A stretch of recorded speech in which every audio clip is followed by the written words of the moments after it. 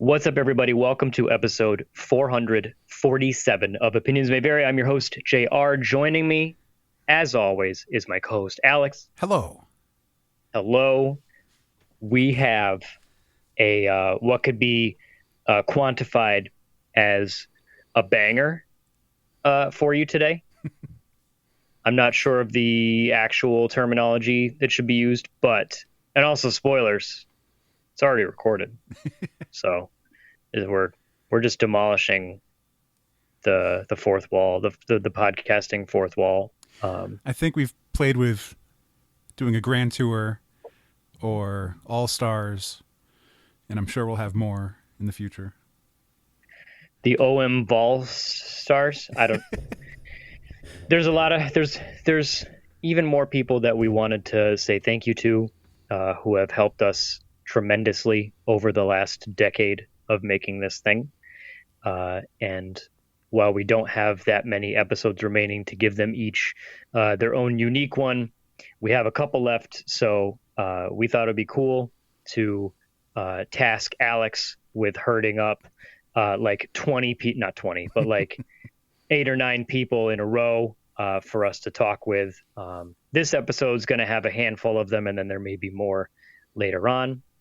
But to begin with, we have 6 people on this one that we chatted with just in quick. 5? 1, 2, 3. Oh yeah, because I put someone's first and last name and I counted it as 2 people. Anyways, 5 people that we talked with on this one, just in quick, like 25 minute segments to say, hey, thank you so much. I think these 2 episodes are going to break the record for the most times said thanks in the history of time, and also for a quick reminiscing, because we had a lot of fun memories with these people. It's been a blast. So it's also, we haven't chatted with in some time. It was just really nice to catch up. Oh no, an excuse to talk to these people again. So it was a lot of fun. Big props to Alex for putting this all together. A machine per usual with scheduling and working around my lazy butt. And I think it was a lot of fun. Yeah. I guess I'm not going to ramble too much unless you had anything to contribute. Not really. Yeah, we'll just get into it then, because there's a lot. I hope people wanted some long episodes with these last handful, because that's what you're getting. This one, from what I understand, is going to be a big boy, but it's going to be worth it because we talk with a lot of really neat people. So I'm going to stop rambling. Check out some of these conversations with OMV guests of the past, and enjoy. All right, so joining us now is what one might call another legend. It's more of a behind-the-scenes legend, someone who has offered countless bits of advice, from a the mentor. shadows. Oh, you're blowing my spot, dude. I haven't even introduced you yet. Jeez. I was Hey, trying Bob. to be from the shadows. It's our good friend Bob. Bob, thanks for coming on, man. I'm pretty excited to chat. I don't know, man. I don't know if I can do this. I think the emotions are already. I'm fraught. I'm fraught. There have been a shocking amount of emotions. Mm-hmm. The last couple weeks, emotions that I was like, yeah, it's gonna be sad, and then the time actually comes, and I'm like, oh, this is sad. It's making me feel some ways, but it's also great excuses to connect with my pals. Bob, admittedly, I haven't talked to you as much as I would have liked to in the last 18, 24 months. Well, I've been avoiding it. Yeah, I don't blame you. But let's be real. Let's be real. Let's be honest. You know what? Really, though, I think we would probably hang out more often if my dog was more social. You know what I mean? If we could have puppy play dates between the 3 groups here, you know what I mean? Yep. Mm-hmm. But my dog tries to murder everything. Fair. And it's this thing we're having a hard time shaking. We're not sure if Merle gets along with dogs or not, and we don't feel like taking the chance. So No. Yeah. And my dog admittedly comes on. My dog wants to be best friends with everyone and everything, but a consequence of that is he comes on very strong. Yeah, they come out fresh with a lot of energy right off the bat, and then Yeah. yeah. No, And I to find someone that who might be lovable, but hesitant, maybe like Alex's dog Merle, that might be a little much, and we don't want to induce an incident. So, but Bob, we would be remiss. I don't know if that's the right word, if we didn't speak with you at least one last time, because while your appearances, I think Alex counted, was it 6? 3. 3? Yeah, I thought it was only 2. Jeez. So while Bob has only had a few appearances, by definition, a few is 3, correct? It's Bob's advice and mentorship and also contributions to the show can't be understated, because when we first started out and we were having problems because, I mean, let's be real, we still don't know what we're doing, but we had absolutely no idea what we were doing. If you listen to our first episode and you'll see exactly what I'm talking about. If you can manage to make it more than 3 minutes in, because our audio was absolute trash and we didn't know what we were doing. But Bob has offered so much help and advice. He's lent us equipment. He's actually contributed to some of our coverage, like at PAX. Bob took a bunch of fancy pictures that were way better than the pictures that I took. And I was like, hey, Bob, can I use these? And he was like, yeah, sure, whatever. Yeah. I believe that's exactly what you said verbatim. Probably. You've lent, like I said, you lent us equipment. We've used your microphones. We've used your cameras. We've used your lights. Bob's filmed stuff for us that never saw the light of day. Yeah, we never finished that. I don't know why. Yeah. It was like every time we tried to get the schedule to work after And the one day we picked was the hottest damn day of the year. And like we banged out like 8 hours. It was Bob was helping us film a thing that we were trying to do. We got permission to use music from someone, and we had this fun idea of why am I being vague about it? So, yeah, I asked personally Adam Warrock if we could use one of his songs, and he said sure. And Bob was like, "Did you get that in writing?" And I was like, "No, but he just said it to my face." We shook hands. Do you have an email that says this? And so we had the bright idea of like, well, since we're a super popular, very important podcast, we'll make like a how to do conventions video, and that'll be a lot of fun. And we went to the track around Asnunta Community College, which no longer exists. The college is there. The track is gone.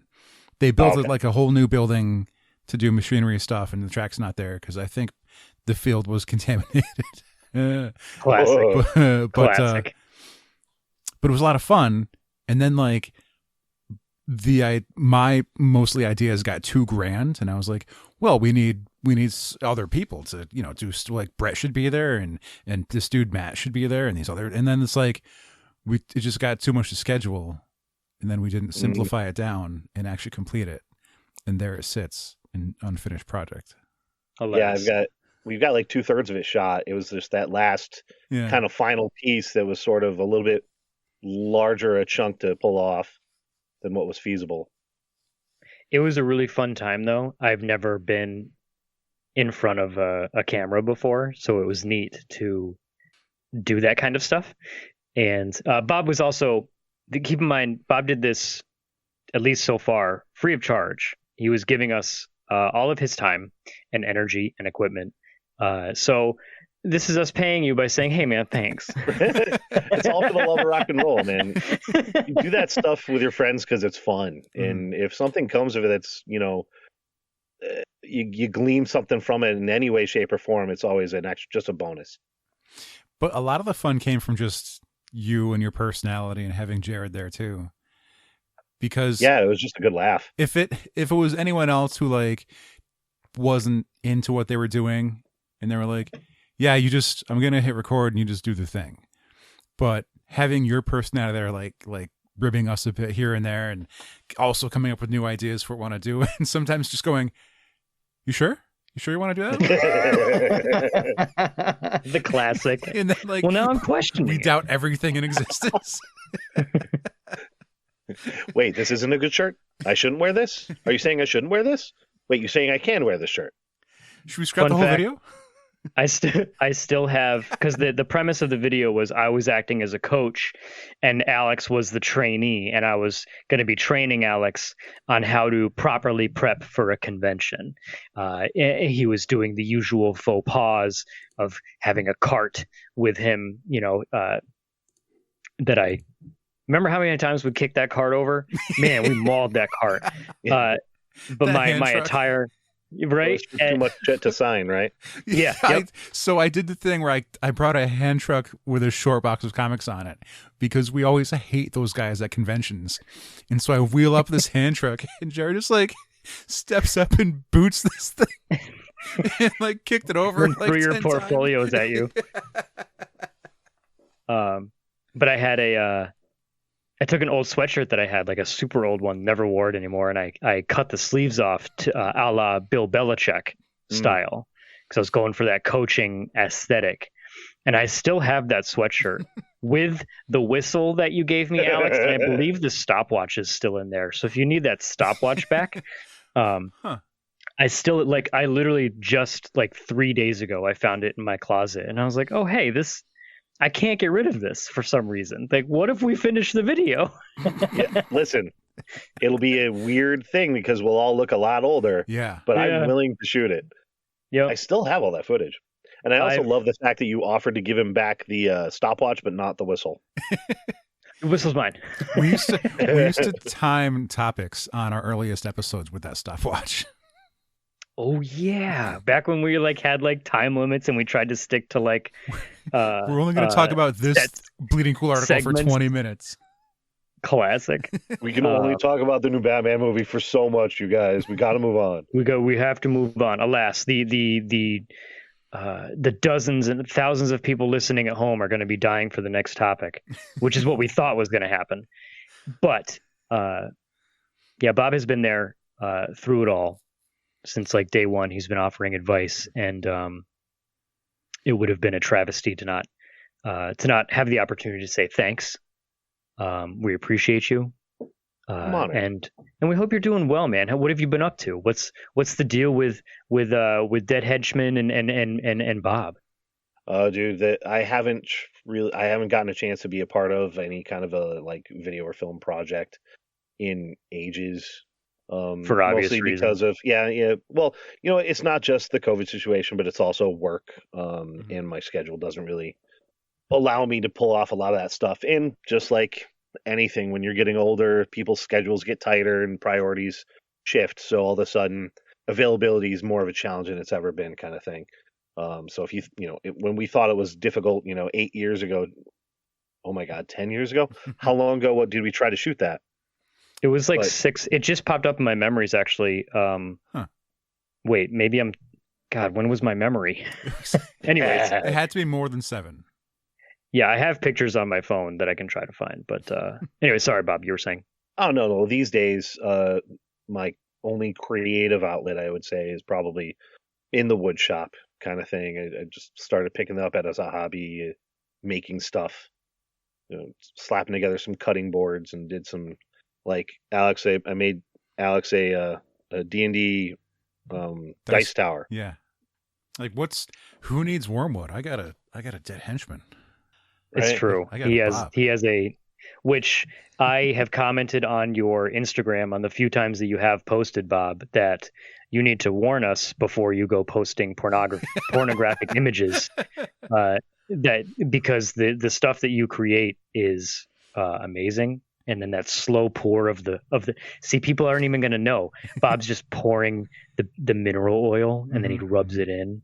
It's Right. on wood though. It's on When you have a it's on a fresh- cutting board. Yeah, when you have a fresh cutting board that just finished the process and it's all really dry wood, it just kind of looks lifeless and monotone. When you add a little bit of that mineral oil to start, seeping that into the pores of the wood itself, it just really makes the grain pop and makes it look absolutely beautiful. And that is one of the payoff moments.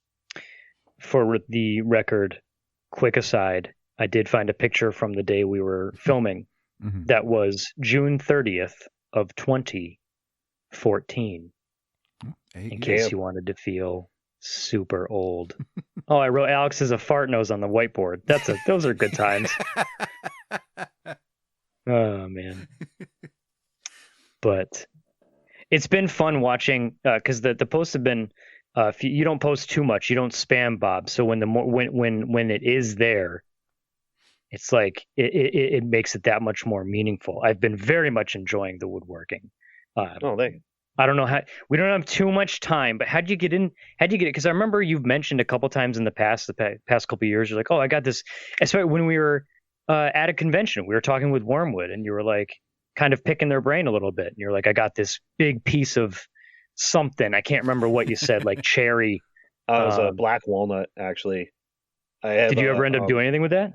Yes, as a matter of fact. Well, so I ended up getting more into woodworking stuff because of COVID. And so with having a lot more time down and not having to work as much, I was able to spend some time in the shop and actually get to learn more things and get to have time to practice some stuff and do some projects, because otherwise it's just a little bit on the weekends, kind of doesn't really hold your attention as much, I guess, right? So having extra downtime, extra days off and whatnot, and not a heck of a lot to do, you burn through a lot of time playing, one of the Zelda games, and then move on. So Breath of the Wild, once you finish it, you're like, you feel kind of cleansed a little bit. You're like, all right, I think I should step outside, right? And so, I hopped into the shop and started cutting some stuff. And yeah, when I was talking to gosh, it's so funny too, because the guy at Wormwood that I was talking to that day, he's now one of the primary people over there too. I don't know if you catch there, they have a YouTube channel that's fantastic. And, Worm Life and all that. Yeah, where it's just documentary style footage of them and their daily routines and stuff like that.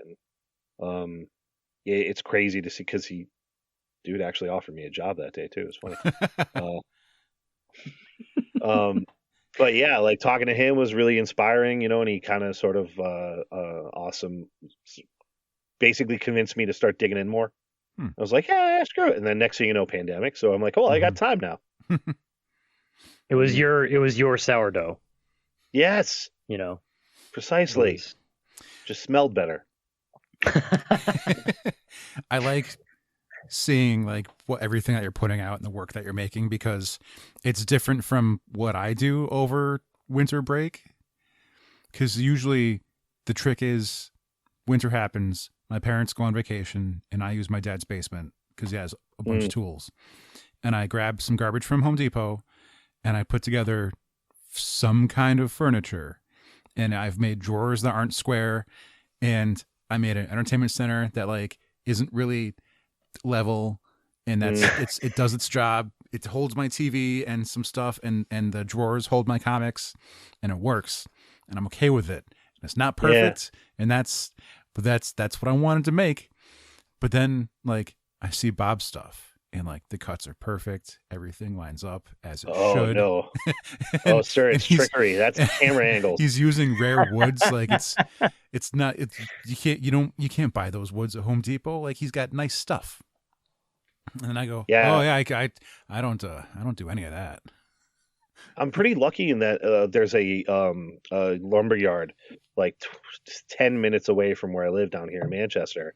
That's really good, really nice people that work there. A place called Parkerville Wood Products. Definitely highly recommend checking it out.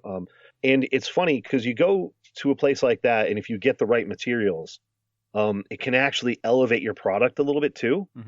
You know what I mean? Going to Home Depot, they have a really good display, and they've got a lot of the stuff there. But a lot of that lumber is also sort of, I don't want to sound like I don't appreciate their stuff, but it's not well seasoned. It's usually kind of like slapped out there for mass distribution. You know what I mean? Yeah. Like it's like going to Walmart and buying all of your, material goods there, as opposed to you go to like a higher end store with a higher end product, and you walk out of there with a nicer piece that's going to last you 10 times as long. Mm-hmm. You go to a place like Parkerville where the wood's well seasoned, it's cut nicely, and it's better dimensions.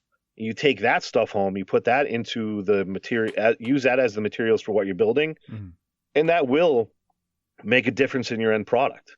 Because I'll tell you right now, if you go into look at the shelving that I tried making in the beginning of this process, it is not square. There's barely a square in that shape, but once we have stuff in those cubbies and you stand back at the right angle, you'd be like, oh yeah, no, you can't really notice. And I'm like, no, look over here. It's a shelf. Right. Right now it's a shelf, but if you look close, it's avant-garde art. You gotta start somewhere. Yeah. Everyone's gotta, like, no one's gonna be Norm Abram, from the get-go. Right. That's a deep cut for us New Englanders. Norm Abram and the New Yankee Workshop, legends. I think Norm Abram is still going strong too on This Old House. I have no idea though. But I don't know about the This Old House brand, but I think he is still in the business. See, I hope he's retired. Let's be before honest. that guy, it was Bob Vila was This Old House. Well, Norm Abram was always like a consultant on This Old House. Oh, okay. Yeah, Bob was the host. Norm Yeah. was like the dude who really knew what he was doing. Okay. Yeah, and it's been Bob Vila, and then I think there was someone in the middle, and it's been Kevin O'Connor for a while now. Kevin O'Connor was. I'm not going to get into This Old House because we have limited time with Bob. How did this turn into an entire episode about an old story, a little old show about tools and woodworking? Bob, you've also been one of the last times that I had extended conversations with you was when we played D&D. Me, Colin, and Alex. Was it just the three of us? Yeah. We acted as guinea pigs for your first ever DMing session, and you mentioned you've actually been DMing a lot more.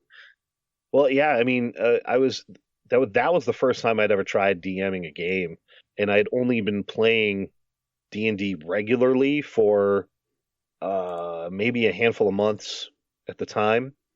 But another thing that came about during the pandemic was people not having much to do, and then suddenly you can find some time to play a game with some friends over the places like Roll20 or Discord. Mm-hmm. And it's been invaluable as a resource for that.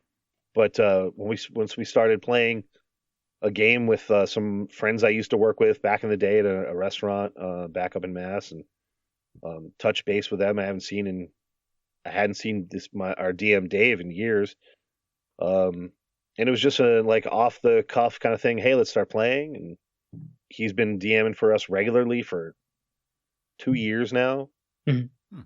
And it was that night that I ended up playing a game with you guys, or mid-afternoon, I guess, right? Mm-hmm. It was an off the cuff thing. I was just like, you know what? I think I can DM a game. I'm going to try something. I have an idea. I just really want an excuse to have a pie fight. I need to see if it works though.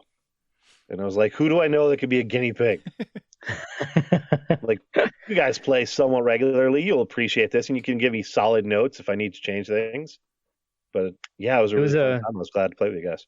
It was a good time. I still have my character sheet from that. Go ahead, Alex. It was fun because we also switched up our usual characters. Because I think I was a cleric, and you were very like a nobleman. I was like a conflicted. Was I a paladin? Maybe. I can't quite remember. I actually have the character sheet saved in my bookmarks. And then Colin shows up as a bird, like a crow person. Yeah, it was Eric Okra. And he couldn't speak his own words, so all he could do is perfectly repeat in our own voice something we've said in the past. It was actually kind of wild watching him do it. He made it work somehow, and Yeah. I don't get it. We played with those characters once for 4 hours, and he somehow had more of a grasp over it than I have on my main character that we've been playing for like 9 years now. That's the thing that I would want to try myself, and it's like, that's really interesting. People would think this is so cool, and I know I would screw it up so badly. I would mess. I would not. It wouldn't be nearly as intriguing or fun. Bob, I it was would not be able to do it. I would not have the memory to even keep track of what somebody else said that I can repeat. it's yeah. I don't. That's just Colin. He's a legend as well. We're gonna be having we're gonna be chatting with him soon enough. But Bob, unfortunately, we can't go too long because there's a lot jamming into this episode. But Okay. your contributions to this show are massively appreciated, both on the air and off the air, behind the scenes. I just hope that we've conveyed that over the years, how much we do appreciate you. And if we haven't, then I apologize, and I hopefully this gets the point across. And But also, as one of the people who would listen too, it's like not all Right. of our friends listen, and the friends who do are just too kind to us and don't critique anything. And so Bob will step up sometimes and be like, "You guys are too quiet. Can you fix that?" And then Yep. it'll make me Straight look. I'll look at what we're doing and be like, "Oh, so when I try to noise cancel, I'm noise canceling the entire episode." Whoops. I do what I can. There were I some just growing take, pains. constructive notes. But yeah, It's it's always certainly been been an honor. I'm glad to have been able to be a part of it in, my own way, and have enjoyed the ride. Thanks, Bob. You're a good man. It's been great. Through this show is pretty much how I got to know you. Yeah. Which is pretty cool. I believe you had known Alex for a little bit before all this. And I remember the first time I ever saw you was at Kineticon at a distance, and Alex went, "Oh, hey, that's my friend Bob," and I went, "Who?" And it's kind of gone on from there. I can't even remember the first time we were ever introduced, but it was love at first sight. He's not going to call me Alex. He's going to call me Prime. So just get used to that. It's true, and it's so cool. It's so cool when Bob calls Alex Prime. It's the coolest fucking thing. I do what I can. But, Hopefully we'll be able to reconvene at a PAX again someday as well. Yeah. Yep. If not at a PAX, maybe around my fire pit or something this summer. And you can give me some pointers on seasoning wood. But Bob, thank you again, man. From the bottom of our hearts, it's been a blast doing this with you over the years. My pleasure. Yeah, thanks, man. You've helped us be a better show, and we appreciate that. Yes. Yeah, and you know what? Actually, guys, I think you tend to self-deprecate often. We do, but I it's a have defense to mechanism. tell you, it's a noticeable difference. You've grown as performers, hosts, considerably, recorders since the first few years. You've grown considerably, and I think you guys did a good job. And I think you should be proud of what you've done. Thanks, Bob. Thanks. All right. I think I'm gonna ride this high for the rest of the night. So it's probably a good chance. We have a little bit more to get to on this episode. So again, Bob, you've been a legend. And I think that's it. Thank you. Thanks for having me. Congratulations, boys. Oh, thanks. Okay, now joining us is a guest, one of 3 people on this show who can claim that they got an episode of OMV banned from YouTube. And fun fact, Alex and I are not 2 of those 3 people. We weren't even involved with it. No. But joining us, who probably now needs an explanation. I didn't know this. is our very good friend KT. KT, thank you for coming on. It has been too long. Absolutely. Yeah, no worries. I'm super glad to be here. Did you not know about the ban? Did we tell you about that? I did not know about the ban. Oh my god, this is great. This is a new feather for my cap. It's pretty great. We way back when the first Wonder Woman movie came out, we were like, hey, people probably don't give a shit about what 2 dumbass dudes thought about Wonder Woman because there's dumbass dudes spouting their opinions about Wonder Woman everywhere. So we had 3 of our great friends come on. We had KT, Nichelle, and Vicky came on, and they took over. They recorded an entire episode by themselves. We weren't even we were like 3 rooms away playing Overwatch or something. I can't remember what we were doing. God, that We was weren't so much involved. fun. Yeah. It was really neat. I mean, mostly I got the week off. I was pretty excited. But within 10 minutes of that episode being posted, because it posts to a bunch of places automatically, one of them is to our YouTube channel, which gets no traction at all. We're lucky. It's like, oh, hey, this one has 2 views. That's doing well. But within 10 minutes of uploading the episode, we got an email saying, hey, your episode has been removed for violating community guidelines. So someone didn't even listen to it, but they just saw that we were talking about Wonder Woman. I don't know, and they flagged it and had us and had the episode removed for like 12 hours before I clicked the this is bullshit button, dispute button or something. Yeah. Yeah, and it eventually came back up, but it is the only time that one of our episodes has ever been removed or flagged or I actually still have the email. I just pulled it up right now. Well, I mean, there is that 5 minutes where I go off on that rant about North Korea. So, I mean, perhaps. The crazy part is the email says, your video, episode 274 with KT, Vicky, and Nichelle, Wonderful Women, which was the title of the episode. I'm pretty brilliant. Was flagged for review. Upon review, which means that someone flagged it and then they reviewed it, according to this email, we've determined that it violates our guidelines. We've removed it from YouTube and assigned a community guidelines strike or temporary penalty to your account. And this was all within minutes of posting this. So somehow someone listened to the episode, flagged it, and then someone also reviewed it within minutes, and our episode was removed. But anyways, that's a very long story for time that we don't have a whole lot of. And on average, they're our episodes. So yeah, yep. Yeah. But Yeah. KT was part of that. Legendary. I believe KT was also part of the very first time we ever pimped something on Kickstarter. Maybe. I don't know. If it was the I know you did first. pimp my Kickstarter. We definitely pimped Girl in the Basement.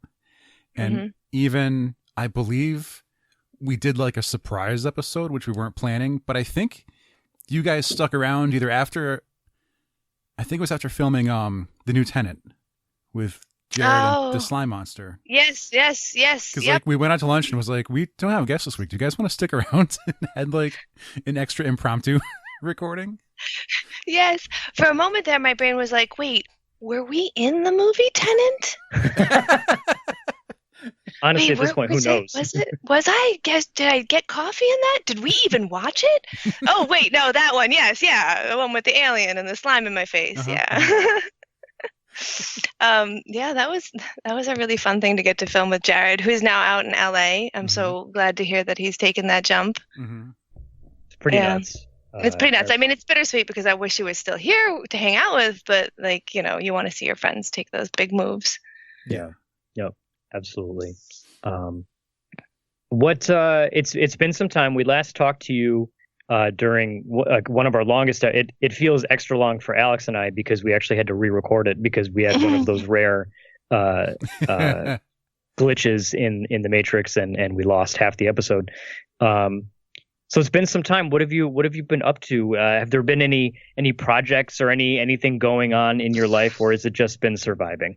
It's been surviving. It's been pandemic hellscape. I mean, especially for a majority of that year when we first went into quarantine and kind of came back, the protocols for background acting or even just minor acting, like with so many pre-screenings, you got to get tested. It's then you go shoot, but it might get shut down because somebody tested positive. It's really hard to do it. I was doing part-time, so I still have a regular job.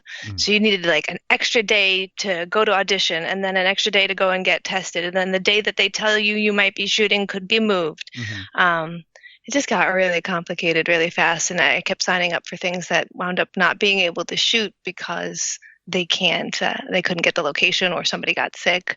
Right now, what a lot of things are doing is it's called volumetric shooting.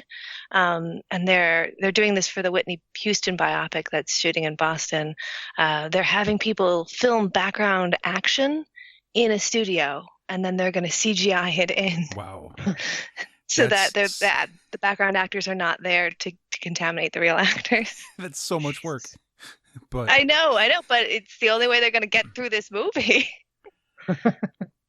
Which is really a weird place too, because then we're on film and like, was that for perpetuity? Could they reuse this for other films? Like, do I get paid again when that happens? Like, I don't have any idea what this, like, creating background stock footage is going to do. Huh. Oh, what's to say they couldn't just use that background, over and over for the next 7 movies? Yeah, right. Or create a horde version of it where we're not even required anymore. Yeah. Huh. Right. Yeah. And like, how do you even, like, in 10 years, if you happen to see yourself, how do you even prove that? How do you just go to the studio? Hey, pay me. You're use it. Yeah. That sounds like a massive complication, headache, and ugh. Yeah, you don't get rights on yourself as a background actor. It's a day pay. It's a flat rate. So, like, there is, I don't know. I mean, SAG is an amazing union. I'm sure they'll eventually figure it out. But it's really taking the fun out of, like, you're not even on set anymore. But, I guess if you like industrial light and movement, kind of like, I wish I could get more into special effects. Background acting is now kind of becoming a special effect. So there's that. It's unfortunate. I just saw an old post that I made. I forgot what movie it was. The company just won an Oscar at the time. And I was like, so... Life of Pi. No, it was after that. Oh, the year after, a company won their special effects Oscar. And I'd put saying, like, okay, so what's their lifetime like? Do they have 24 hours to live before they don't exist anymore? Because, right. In Life of Pi, Rhythm and Hughes won their award for the CGI work on everything and then couldn't afford to exist the very next day. Wow. Just because of how the industry works. Yeah, Rhythm and Hughes just... I believe there's probably a few, like, short documentaries on YouTube about it, which, like, kind of explains the process and just the way that those, all those artists have to work and how directors will just change things and they go, oh yeah, it's not raining in the scene, take it out. It's like, I can't take out raindrops. What? But yeah, it's a lot of, like, bidding work, and it's tough to, like, you need to get the lowest or, decent bid to get the work, and then the work keeps changing, and then there's crunch time, and it just blows so many people out, and it's getting real tough for them. And I can imagine that you have to constantly keep reinvesting to get the newest computers, the newest equipment to stay on top of all of that. So, yeah. If one computer was going to render the first Transformers movie, it would take like 1,000 years. Oh, my God. Well, would we want to waste the time on that anyway? Fun fact, if I'm going back to reminiscing with KT and the Girl in the Basement, which is, I believe, your first appearance on the show, which is a movie that you had kickstarted. You also wrote it yourself. Yes, yeah, starred in it. There's a premiere and all that. It was back when people could do stuff. Because of this movie, if you ever Google my name, I come up as one of the results is Professor. Yes. My name, which is also linked to your husband. Yeah, that was the professor. Yeah. So it's always fun to see, like, because if you're a narcissist like myself and you Google yourself, to see Professor in front of your name and then realize that it's an IMDb credit for a movie because you kickstarted, you backed it at a certain level at Kickstarter. I actually had to use Google, and because I'm listed on IMDb, it pops right up. I just typed in Katie Baldessaro age because I couldn't remember my own age, and it was like, here's a picture of you. You're 36. You're okay. I'm like, thanks, Google. You're doing fine. Thanks, Google. Oh man. But yeah, besides that, I'm kind of like trying to get into starting a pottery for Dark Souls stuff, which is just such a weird and random thing. I mean, I know you guys do a lot of video games, so perhaps you are familiar with the Dark Souls, yes? Okay, yeah. I know I've never played it, but I've seen people play it at a level that I never could attempt. And now with Elden Ring and all that stuff, it's just I watch them from a distance. So yeah. Yeah, I saw somebody beat Dark Souls where the controllers were pieces of pizza. What the fuck? It's That's insane what people do. It's just insane. I know exactly. What do you do with that? Like, okay, you beat it on a Guitar Hero controller. I got that. But, like, you made pizza remotes and then you beat it? Fine. Okay. How do you not eat your remote? I mean... Well, that's the thing is you have to bite into the piece of pizza as a button press. Huh. Okay. And there's the ones where the person does, like, hardest difficulty and then a no death run or even no damage run. And even like the creators of the games who are like, this should be impossible. There was a guy who famously attempted for a long time, and he recently got it, where he played, I don't know the names of the games, but they're all by the same, like Dark Souls and Demon Souls and Bloodborne. Dark Souls 1, 2, and 3 or whatever, Bloodborne. Yep. He played all of them in a row back to back without taking a single hit of damage. Yeah, I saw that. Unbelievable. Like, because those games are punishingly difficult. Like anxiety ridden, just trying to watch the guy. And I know he made it to the end, and I'm still like, I don't know if he's going to make it. Right. But yeah, so how did pottery come to happen? Dark Souls pottery. What's going on? Yeah, it's kind of like a weird turn of events where I came into a pottery wheel and a pottery kiln, and a friend of mine is also really into pottery, and I took a class kind of getting into how to do the wheel throwing, but I've always done sculpting and kind of three-dimensional design, and I just love when an object from inside a video game or movie becomes something that I can actually have or hold. So I'm trying to do like making the parts for the peculiar doll, like making little porcelain doll parts, making any kind of the Estus flask. A lot of people have been 3D printing the rings. I mean, Dark Souls is also I call it fashion souls. There's a lot about like what you're wearing, what your hat is, what kind of jewelry you have. Although if you ever play Dark Souls and somebody comes into your game and is wearing nothing at all, run. Just that's a bad sign. Just the worst sign ever. It's one of those weird people with the controllers that are made out of pizza. Like that person will kill you so fast with their hands. Last time you were on, or one of the previous times, you were talking about being mansplained or corrected and stuff. And it's like, look, if I don't know the name of the character, it's because I don't pay attention to the names. Like this guy had lightning pants because he wears lightning pants. I don't need to know what his name is. If you're calling Sigmire anything but onion bro, I don't want to talk to you. Like I'm calling Wormwood from Game of Thrones baby Barack Obama. Like these are the joys of watching things. Dude, okay, yeah, Grey Worm. Yeah. Grey Worm, yeah. Now when you mention it, I'm like, okay, yeah, he does look. Yep, okay. Baby Barack Obama. He has a striking resemblance to Barack Obama. It's getting to the point where I'm getting jealous because you have too many hobbies that make you cool. Like you can act. You've had a job. I have ADHD. Like you've worked like making knitting patterns, I believe, right? And you took a glass blowing class, and there's something I'm missing, and now pottery. Circusing and I got the circus rig out. You come over, we got a circus rig. You can shoot some arrows at something, then go throw some pottery. Scott will fence with you. I'll fence with you. You need to develop a really good level of insomnia. And then just YouTube will treat you whatever you want. And then, eventually a lot of these jobs are because I would be at the place where you need to be to get the product or do the thing so often that they would be like, you want a job? I'd be like, yeah, you know what? This hobby is pretty expensive. So yeah, I will take that job vacuuming so that I can afford all of this. That's a good strategy. I guess is there a level where you recognize what YouTube can teach you and what like a class might come in handy, or? No, I actually just lived the inverse of that. I decided to take a class with, and this is where I start to tip into that Tilda Swinton character from what was that zombie movie she was just in?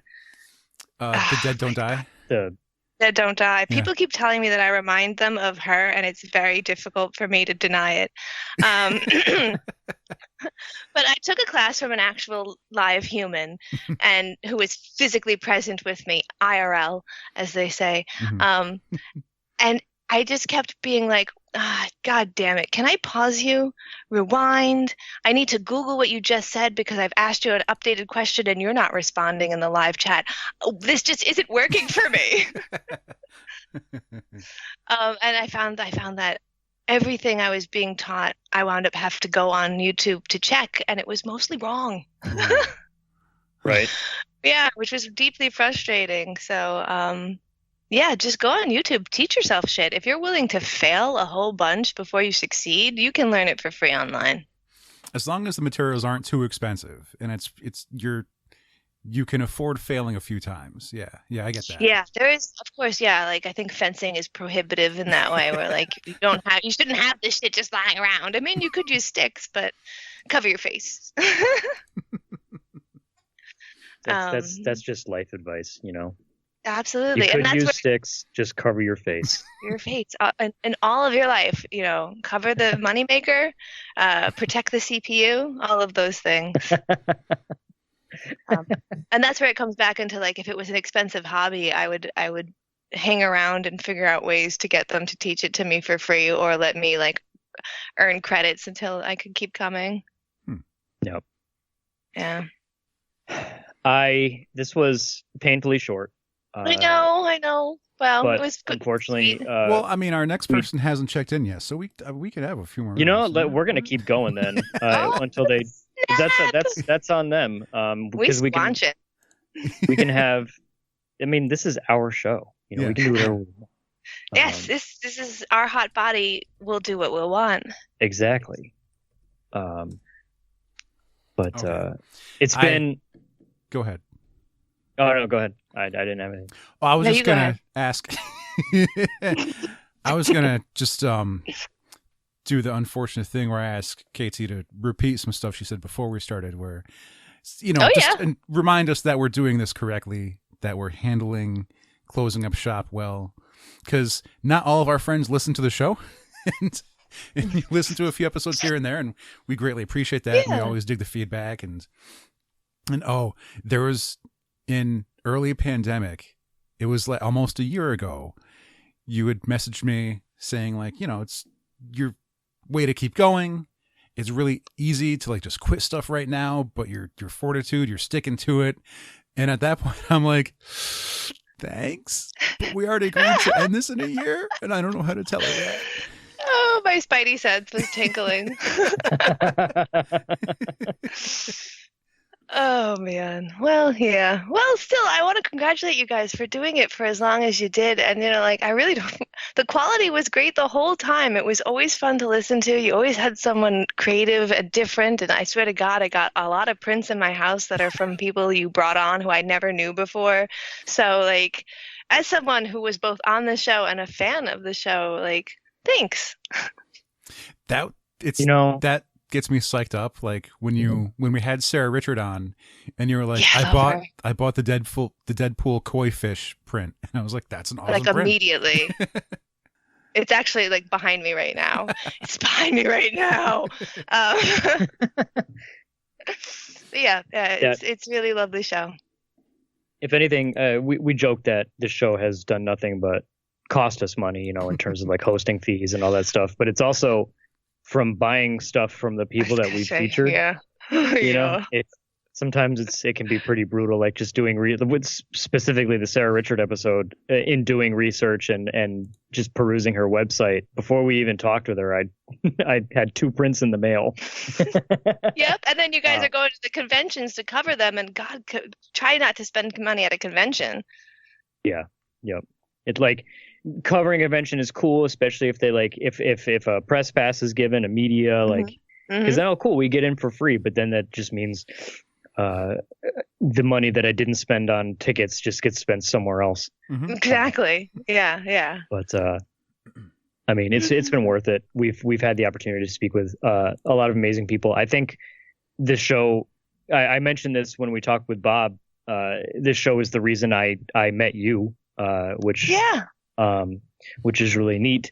It's introduced me to an ass ton of people who either I would have just known like via extension, like, oh, Alex talks about this person, but it's it means that I get to see a lot of neat cat stories on Instagram.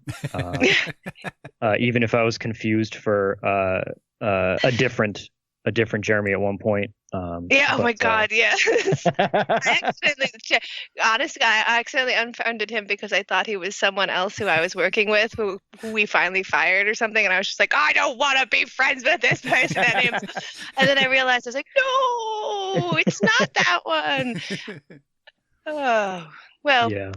And then I just had to be like, hey, I am friending you again because I'm an idiot. So, and you took it really gracefully. So thank you. I mean, it made sense because I think everything on my Instagram said that my name was Connor. Connor. Oh no, I hope Connor doesn't listen to this. Oh, I'm so sorry. I can bleep that. I can. Nah, it's fine. No, he's terrible. I don't like him, and he knows it. So it's fine. He should listen. We don't want him to listen anyway. He's not allowed to listen. He's too busy inviting everybody to his band's next show. Anyway, okay. So after our last episode with you and Babs talking about Letterkenny, and some time went by, and Babs messages me. She goes, "Who's Scott?" Because somewhere on her profile, she has a thing of like, if you're gonna friend me, just like message me first so I know who you are and it's not something else. And I go, "Oh, that's KT's husband. He's really cool. Like, he's a good dude. It's okay." She's like, "All right, fine." That was my fault too, because he had just started DMing for the first time in his life, and I just kept sharing everything that Babs was sending about DMing on her page to him, to the point where I was like, God damn it, just friend her already, so I have to stop being the middleman here. And I didn't think at all about like what that would be like on her end. This random guy just bothering her because of how many people just bother her. Yeah, she's unfortunately a magnet for just the worst stuff sometimes. And sometimes it'll be so innocuous. Like, she'll post like a picture of a kitten and people will be like, how dare you hate America? Yeah. All right, man. Yeah. It's awful. So yeah, I'm glad we were able to do this. Thanks Me too. I have you down. You've been on 5 times. And I get to have the 5 club. I get a little jacket. You're in the 5 timers club. I get Steve Martin with me, John Mulaney.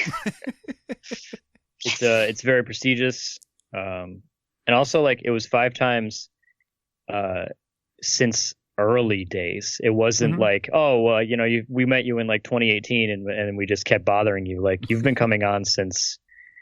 Oh, geez, I should have had this information pulled up beforehand, but I definitely did not. You could say, I would have no idea. Time is like, the last 2 years don't even exist. It's a flat circle. The first one was episode 74 in 2013.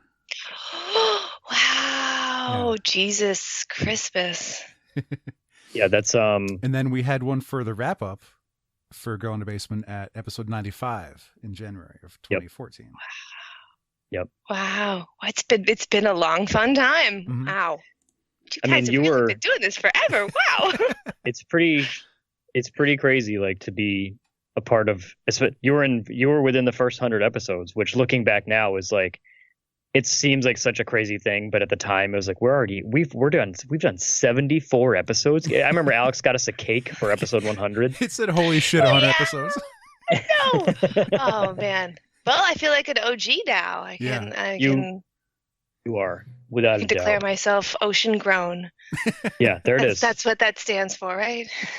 I think, last I knew. But it has been a pleasure getting to know you, and also, like, I distinctly remember the last time we recorded for the Letterkenny episode. I said to Alex, I was like, yo, like, I could listen to KT talk about stuff just for hours. I was like, oh, you're so sweet. I was like, she's got she talks well. She's good at it. She's funny. Like, it's just, I was like, KT should start her own podcast. Yeah. Like, what are we doing this for? Well, I mean, you said it, Ben said it. Now that you guys are retiring, I guess I can, because like there's no other competition in the game. It's true. Yeah. Take the mantle and. Thank you so much for saying that. I really appreciate that. It's been great. It's been an honor, a pleasure. All the adjective. Is that an adjective? I don't know. I don't know my English, but it's been great.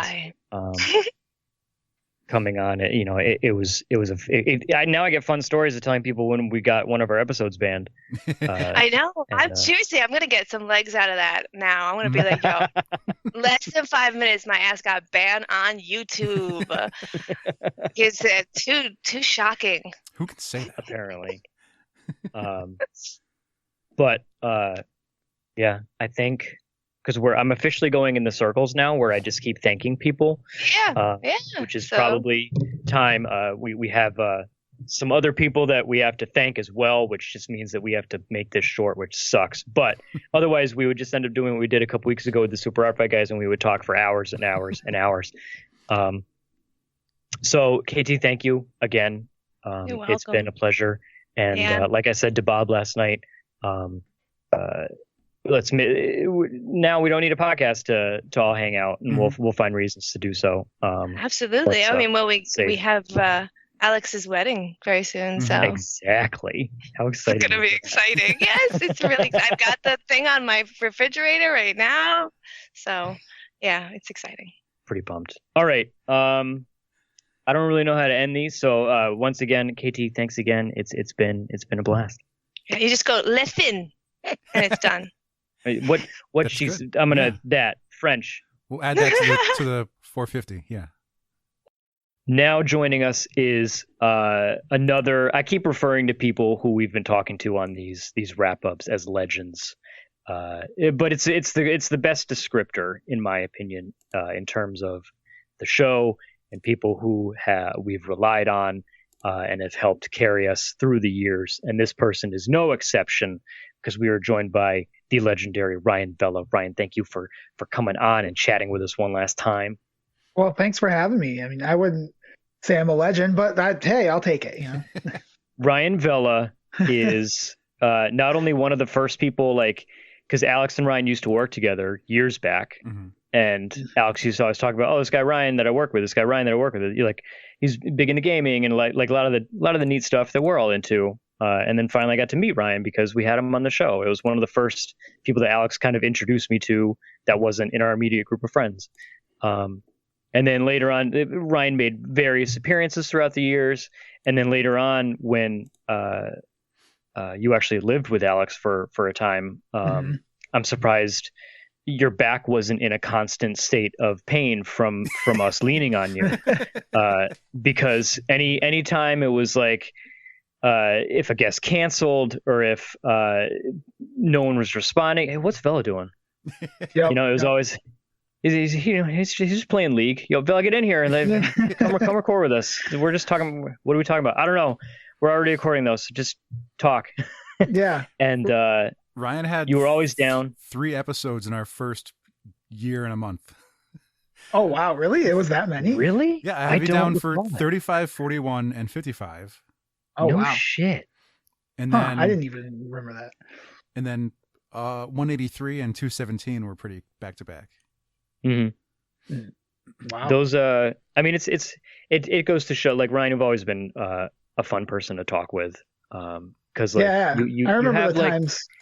You have your hat and kind of a little bit of everything. It's like That's you do true. some production stuff with video. You also are big into video games and every kind of video game. It's just fun. It's too much sometimes.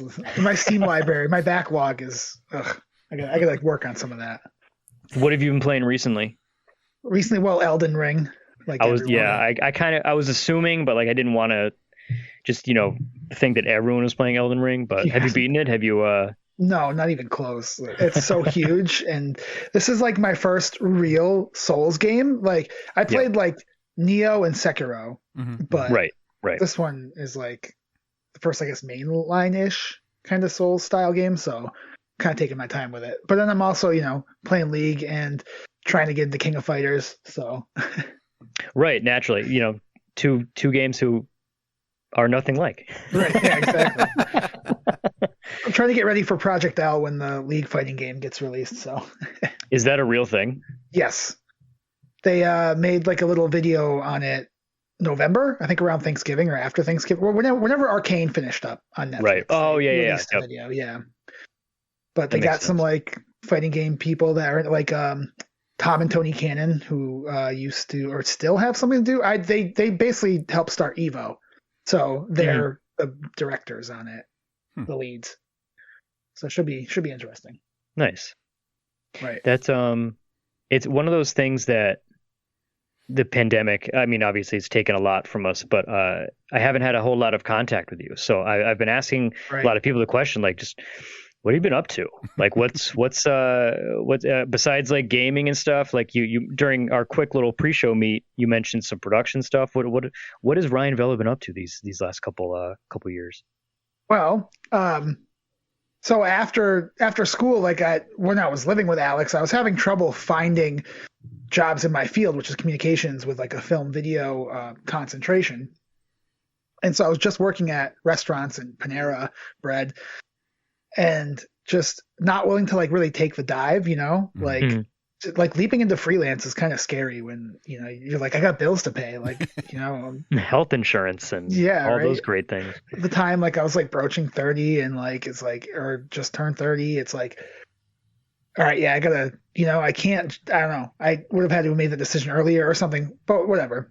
So with the pandemic, because I was in a restaurant and like got right back to work, like I think I had like 3 or 4 weeks off, and that 2 of it was because someone in close contact with me got sick and they weren't sure, if it was COVID, because that was like right when it started in March. And it was like, the doctor was like, if you're not showing like really problematic symptoms, then like just stay home in quarantine. We only have so many tests, whatever. So I went right back to work for like 3 weeks, after like 3 or 4 weeks. And then I just worked through the whole thing and then got like the stimulus money and all that stuff. And so last year I was like getting fed up with everything. And I was like, I want to take another stab at a career. So I used the money I had saved up and quit the restaurant. And luckily my buddy works up at Mass MoCA, which is the Massachusetts Museum of Contemporary Art. And they have a performing arts division, and they were getting back to doing live stuff. And some people like threw out their back or whatever. So they were like, hey, we need some help. Do you want to come up and do some overhire work? So I was like, yeah, sure. So I went up there, started doing overhire work, was working around here with this guy I know, Al Liptak, who has like a small commercial video production company where we do commercials and stuff like that. And then through Mass MoCA, I just got experience. They kept asking me to go back up, and I would do a little bit of everything from like concerts, setting up stages, lighting packages. Theater would come through there. Like I worked on like a opera and a play that actually they're just doing now. But I was like working on the workshop of it, got experience there, and then randomly found a theater where my mom lives in Missouri, was looking for help over Thanksgiving, and applied there. And they were like, yeah, come through, we need someone. So worked there, and now I'm working at TheaterWorks in Hartford on their new production, This Bitter Earth. So, and that's what I've been doing. That's awesome. Yeah. Damn, dude. It sounds like a significant improvement from serving food to ungrateful people. Yes. This is at least like a direction I want to go in. It's not video work, but it's the best, closest comparison, And theater's fun, like watching it evolve, like when you open the show and how it is then to watching like 2 weeks into the run, how it's evolved and it lives live. Like with a video, you shoot, you edit, you're done. Yeah. It's cool. It's cool. It's like a person watching the show, like the very first performance to the very last performance, might not notice much, but when you're consistently doing it and like you're asking stagehands to set stuff in a different place, you're asking for lighting cues somewhere different, or like the spotlight to be in a spot, and catching all that, it's like it's fun seeing a good professional crew just adapt so well, but then realizing like how much changes throughout the entire run. And even if there's understudies or swings that step in and like they might have something different planned here or there, and like adapting for that too. That's wild. Yeah. That's really cool. Yeah, it is. I'm glad it's worked out. The last 2 years have obviously been awful. Fun fact, right? yesterday was the 2-year anniversary of the last time of the day when they told us, hey, don't come back. Just stay at home, stay work. Cause like they were like, hey, or like really early on, we were told, hey, work from home this week. We're testing to make sure like the servers can handle it. And then like 3 days later, it was, oh God, stay there. Everyone else is going to be going home too. Just stay there. And I haven't been back since. Oh, really? Yeah, I mean, like I have the opportunity to work from home full time. Yeah. It's something I like because people are starting to return to office now. Yeah. With various companies and stuff like that. But I was able to request like, hey, can I do this forever? Nice. But and they said yes. Yeah, Awesome. they were awesome. They were kind enough to let like it has its ups and downs. But yesterday was the 2-year anniversary of the last time I worked in an office, which is kind of bonkers to think about. In terms of, remember, 2 weeks to flatten the curve. Yeah, right. Oh, man. And now here we are. It's so weird thinking back on like just talking to other people about their, pandemic experiences, because mine was largely like unaffected, right? Because like most of my friends had moved away or whatever. So a lot of the time we got together was online, playing online games and stuff. So it didn't really change too much. It wasn't like I was like going out, before I was like, oh, now I'm not going out. But like going back to work and being in a restaurant and doing takeout, like we were actually like within a couple weeks, we were pretty much just as busy or almost as busy as we had been pre-pandemic. So it was weird for me because it didn't really like I knew everything was changed, but if I was just in my bubble, it didn't really, because it just work, home, don't really go out anywhere because you can't. We had to find a different way of getting guests because like we're not meeting anyone at conventions anymore. Right. Yeah. Oh man. Yeah. I didn't even think about that. Alex has been putting in the work. Emails. Yeah, like literally, like it's all emails or just DMs on whatever socials people are on. And it's also just finding, because like we rely on conventions to find new people. It's where people want to sell, and it's tough to like algorithms, and unless they're paying for, to get seen and to get likes and everything, then if you want to pitch your stuff solely on the internet, it might not get seen. So, it's in person is the best way to get your eyes on your product, and that just wasn't happening. Alex has shown that hashtags can work. Like hashtags get the bad rep, but sometimes they can work. It's at least helped us find people, whether or not that's good. People have listened. But anyways, I mean, they must be, because like I was seeing you guys had some like what the Artist of Chew came on, right? Yeah. And, like you guys had some pretty like. I remember you guys geeking out about Chew. Yeah. So that must have been an awesome moment. It was a big deal, at least for both of us, obviously. But I was pretty ecstatic. We've been trying to talk to Rob for a couple of years. But it was fun. Whether it was pity because we're ending, or if they were genuinely interested in it. We like to think that we must have said thank you about 13,000 times. But it helped that he was really cool too. Yeah. Right. Yeah. That always helps. Just like Ryan Vella, who I don't want to take the focus too much away, because it can't be understated how much we appreciate you. I mean, you've been coming on since the days of my parents' basement.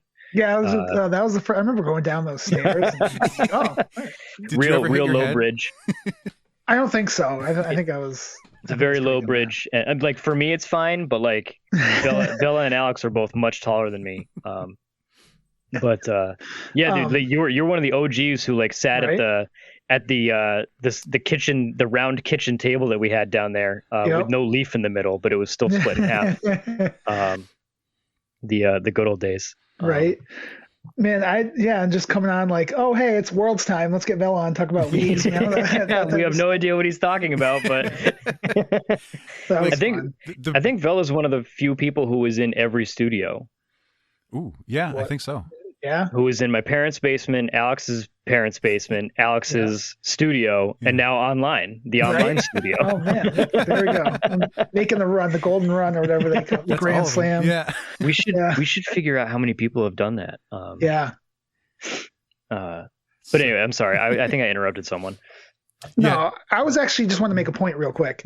Speaking of conventions, you see PAX tickets this year? Like, I don't know if it's just because of everything that's going on, like inflation, all that stuff, Right. but like it's $235 for a 4-day pass. Ooh. I feel believe like are they still available? They were last time I checked, which was a couple days ago. Right. Because I think the mailing deadline just hit. So it's coming up. And like it's been in my memories, like all the old PAX shows. Right. Like I'm taking I'm not going to be attending this year just because it's scary and not quite ready yet. Yeah.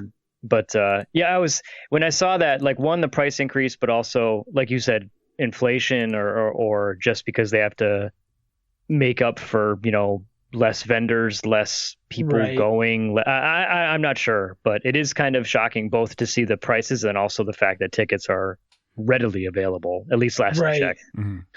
Yeah, and Are you people gonna are be probably going? just the same. I want to. I don't think I usually try and go, like, usually I get like PAX fever and I'm like, if I just go one day, I want to go all of them. Mm-hmm. But I don't think I'm going to go all four. I'm going to try to go like a day or two. I think I would like to, but we'll see. Have they not I didn't cracked go 200 before? I don't think so. I mean, I don't know. I'd have to, because they started doing 4-day passes in 2018 or something. Something like that. Yeah. It was very recent. I didn't go in 2019, or no, 2020. Yeah, the year of the pandemic, because it was like in February. It was like really early, and I was like, I'm not freezing outside. I'm not doing that this year. It was literally the week before everything shut down. Yeah, that was the first year I've ever missed PAX. It's like 2011 was that. I can confirm it was absolutely freezing. Yeah.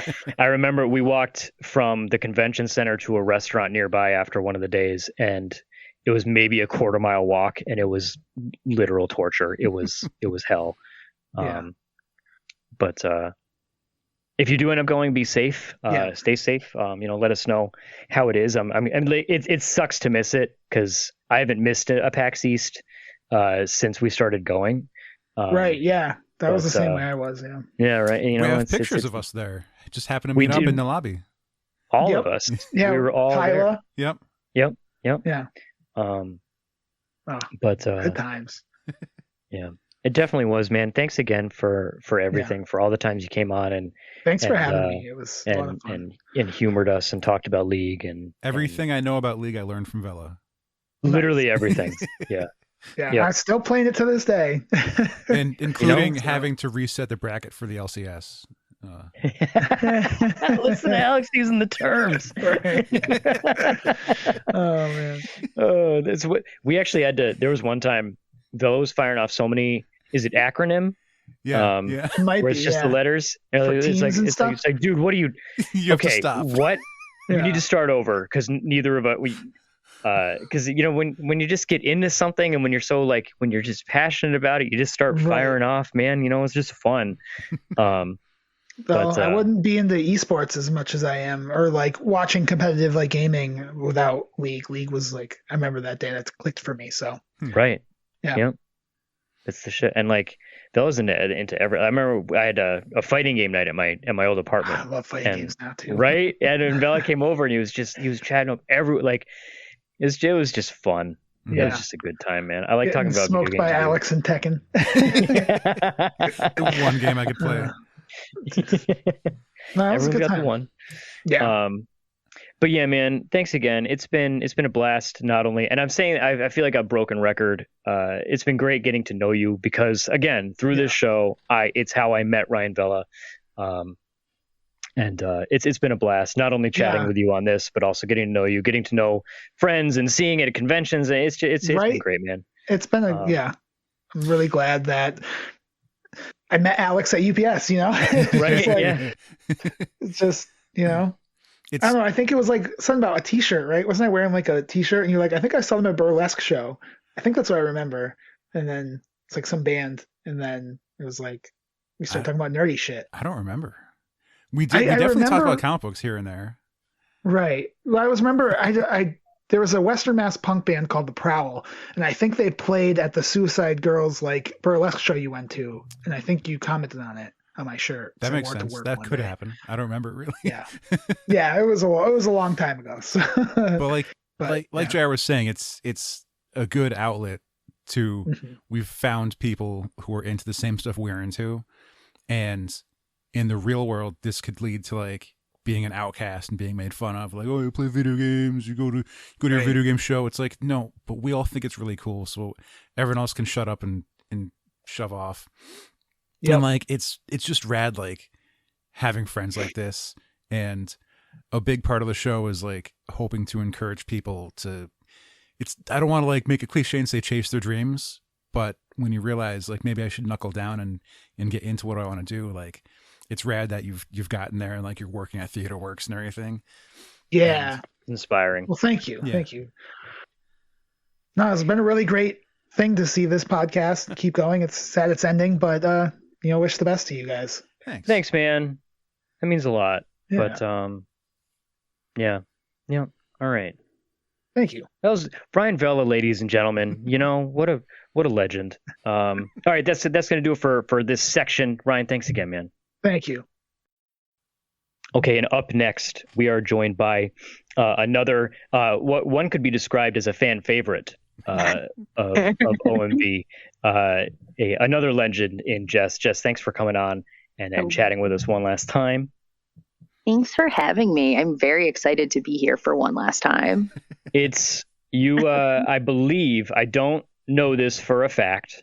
Yeah. But it may have been usurped by the episode we recently recorded with the Super Art Fight Gang. But that episode was also 3.5 hours long, so I don't know what the criteria is. But I think Jess's episodes have the record for the most F-bombs in them.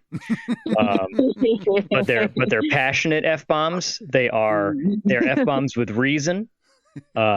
Because when Jess speaks about stuff, they are passionate about it. And it is fun.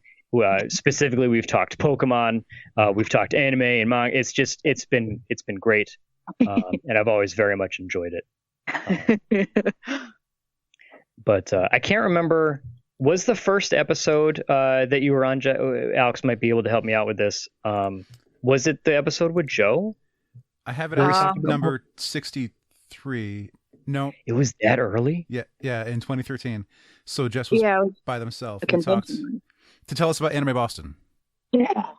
Oh yeah, that's what it was. Yeah. I think we were just discussing this with the person we were just talking with. I think Jess is also a member of the esteemed Every Studio Club. That sounds right. Starting with my parents' basement, Alex's parents' basement, Alex's house, and now the online studio. Wow. I like flashbacks. Yeah, in case you wanted to realize how old we all are and how time is a flat circle and everything is meaningless. 2013, and I nearly shit myself. So like. No, episode 86 was the Joe and Jess episode talking about Pokemon. That was a good time. And that was November 2013. That is an episode that gets referenced to this day, where Jess famously told Joe that he doesn't have any friends. Way harder and longer than I needed to, but it was so funny. I thought I was so funny, and I couldn't stop. Have you speaking of the Mons, have you been playing Legend of Arceus at all, or Arceus? I don't know how to say it. To everybody's surprise, I'm sure I actually have not. Yeah, I know. It's jarring. I have seen clips. I desperately want to get my grubby little paws on it. I've just been in like a really mixed bag place with like what is holding my attention. And right now it is not my Switch. So I just keep wanting to play it, but I'm like, we got to wait until we're in the mood for the Switch. And then I'm just going to like dive hard. I feel you. Yep. I get that. But like, Gen 9 starter release. So like. Right now we get new start. Like, what do you think the odds are of them just turning them all bipedal and just ruining them? Well, like Pokemon's really good at turning at least one of them fucking bipedal. Like I could accept it if Fuecoco ends up bipedal, because like Feraligatr and Croconaw are both biped gator crops. So like I could accept it and I wouldn't be as mad. I would like for little kitty cat though to stay on all fours. To stay, yeah, yep.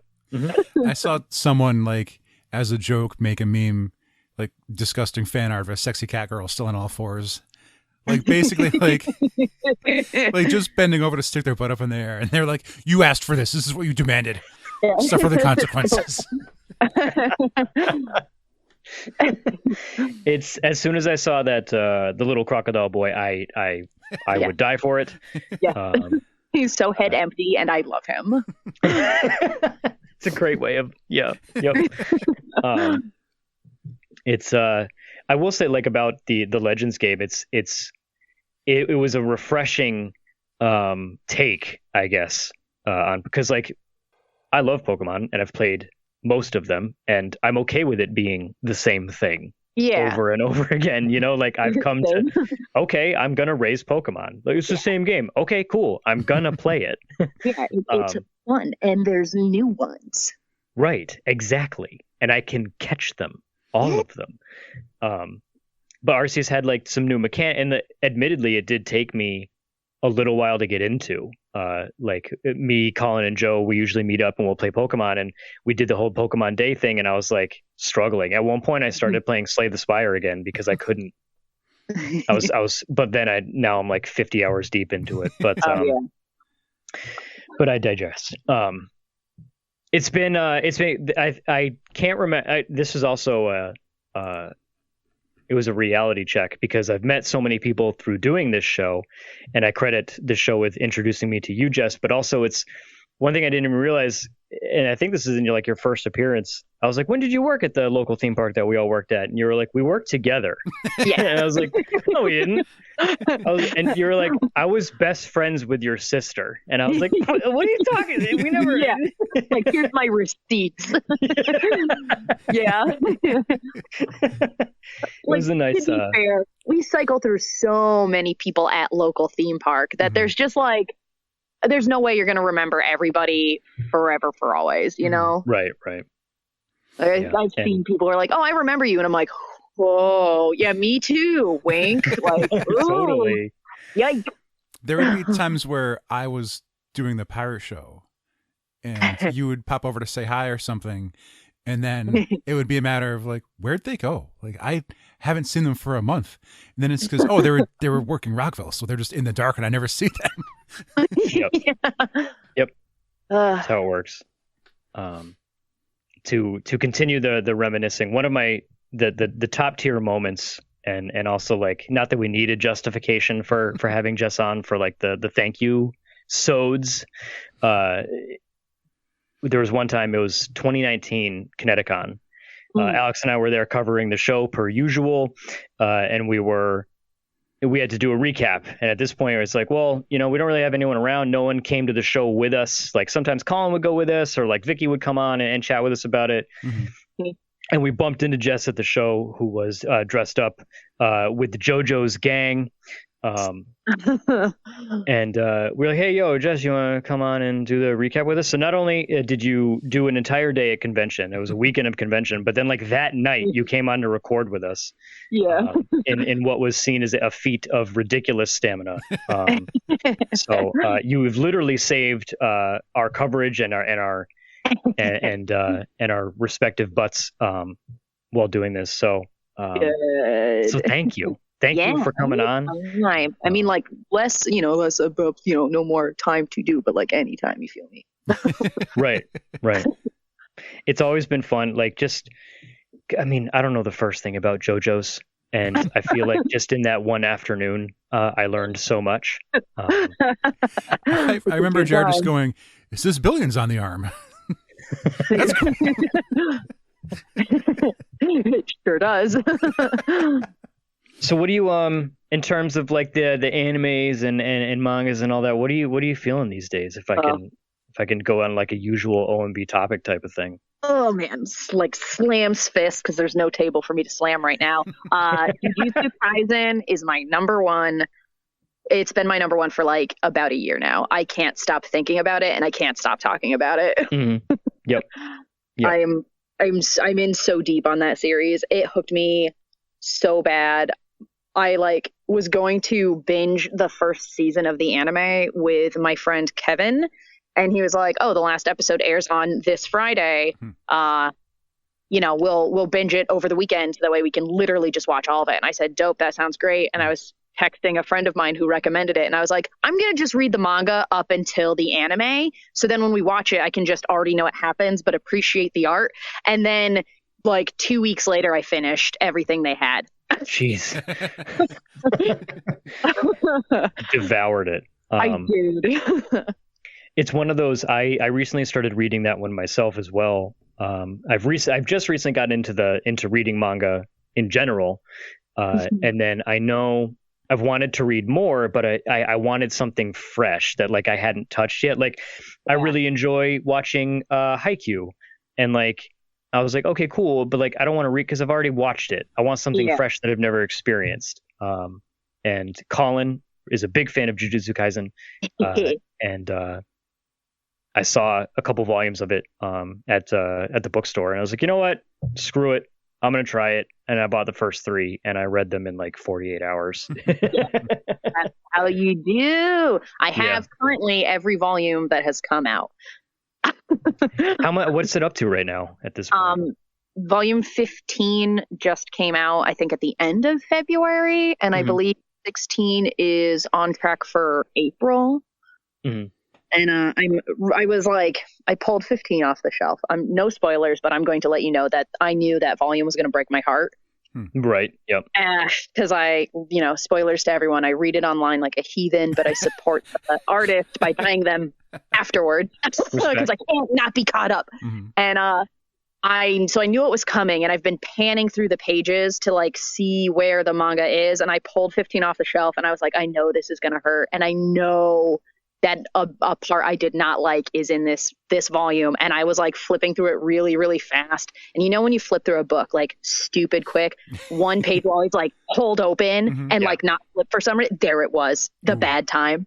And I just went, and I like closed it, went over to my friend, and I was like, this is the bad one. It's good. 10 out of 10. I highly recommend it to anybody and everybody. It's reading manga. I refer to it to Colin when I talk with him about it, because he's like my manga like coach in a way. Like I turn to him for like, what should I read next? And like you have to like get your manga eyes. Yeah. Like learning how to read it. Like I struggled at first. I was like, because not only is like, yes, you're reading it backwards, like you flip the pages the opposite direction, but also like following the art and seeing what they're actually putting down. Because there's really no color. It's all black and white, at least the stuff that I've read. Really kind of following, like it can be difficult. But it's a lot of fun. It is fun as hell. It is so fun. It is so fun. I love it. It's a lot of people, like I'll say the normies, who don't get it. And it's another medium to let yourself get drawn into something and enjoy something. Yeah. And it's, whatever reality show or documentary on Netflix isn't going to do it for me. And so even if it doesn't for a normal person, like don't discount manga just because you think it's for kids or it's, there's a lot of stigma to it. And it's like, just hearing you guys talk, like you get invested in it. It's a story that interests you. And Yeah. it's that let people enjoy things. Yeah, Right, the stories are so fucking good too. People are always like, "Oh, it's for children." I'm like, "Homie, no. I wouldn't let kids read this, like 13 maybe, but like some of it gets like real deep and real heavy, and I'm like, some of it, yeah, but all of it? No, no, no, no." Even we were just talking in pre-show about Chainsaw Man, which starts out a little rough. We both had the same kind of gripe with it. I'm not trying to spoil it, but like it's a little juvenile-ish, and it's kind of like I'm cringing while reading this, and it's like this isn't all manga, right? Like what's going on with this? And then the latest volume that I just read, like you talk about heartbreak and like how these books can randomly have just intense emotional scenes just out of nowhere. They do. It's really fantastic. I have friends who have watched the first season of Jujutsu Kaisen, and they're going to watch the movie with me on the day that it like releases. Mhm. And I have already apologized to them. I'm like, I'm going to come out of that theater like fucking sobbing, and I'm so sorry you have to deal with that. I'm like, but that's how it is. It's what's going to happen. So It's going to happen. We can't get around it. just embrace it, move on. Buckle up. It's coming. What anything else that's been kind of striking your fancy these days? I've also been having a really good time reading Hell's Paradise. I'm not as far into that one. Like I don't read that one online. I just pick up the volumes whenever I'm in like Barnes and Noble, or I will order them to get my grimy little mitts on them. But I've really enjoyed the story on that one so far. It's definitely like shonen manga, but like it was super well written, and the motivation for the main character like hooked me right away. I was like, sold. Mm-hmm. It sounds fun. Like I immediately made note of it because spoiler alert, we were talking about this in pre-show as well. Just destroying the movie magic. But it's just the art is pretty too, especially on the covers. Right. It's what blows me away about manga specifically, and I don't know if this is a common thing, but I've noticed it in all three stories that I've read so far. Their architecture, like how they draw buildings, is so unbelievably good. Like, oh my god! I don't know if that's a manga thing. Like, if manga artists like get started in architecture and then move to comics, but like, holy god, because like the characters like are a little looser, but the architecture in the background is always like the most good. crisp stuff you'll ever see. Yeah. Not to like direct myself right back to Jujutsu Kaisen, but I'm gonna. So buckle the fuck up. There is like one of the chapters takes place. I mean, like the whole series takes place in Japan, but like one of the chapters takes place in a very, very specific location, and fans of the series have used like the context of like the pages leading up to like this one event to determine the exact location of where this happened, and it is so wild because the artist just straight up was like referencing like buildings and making sure the layout was accurate, and that's so wild to me. Like real life, like you can go to where it happened. Yeah, real life. Bonkers. It's like so bonkers. It's like the people who will go to like famous movie locations. It's like, oh, this is I'm standing on the same corner as Rocky when he was holding the goldfish or something. I don't know. Yeah. And that is the greatest moment of their life. But like you can also apparently do that in manga. Yes, absolutely. It's super fucking cool.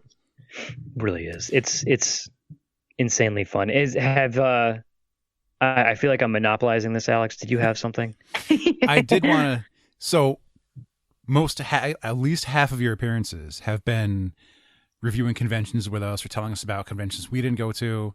I think Anime Boston was one. Kineticon has been maybe more than one. And also the infamous Rhode Island Comic Cons. And how have you been making do throughout, so far the past 2.5 years or so with not having as much to do? Like, are you still keeping in touch with friends, and how are you adapting, I guess, and finding new stuff and getting excited about everything? So I do keep in touch with a lot of my like cosplay friends. I'm very thankful that a lot of my like close cosplay friends have become like close like regular friends. So I just kind of keep in touch with them on a day-to-day basis anyway. But otherwise, like, you know, I touch base with my homies on like Facebook or Discord. Not going to cons has been absolutely a trip. The first couple that I missed felt very aggressively like withdrawals, because those were always like my vacation was a convention. And I mean, I saved a ton of money that I subsequently spent on other dumb things. Yep. But I mean, it made me happy, so like worth it.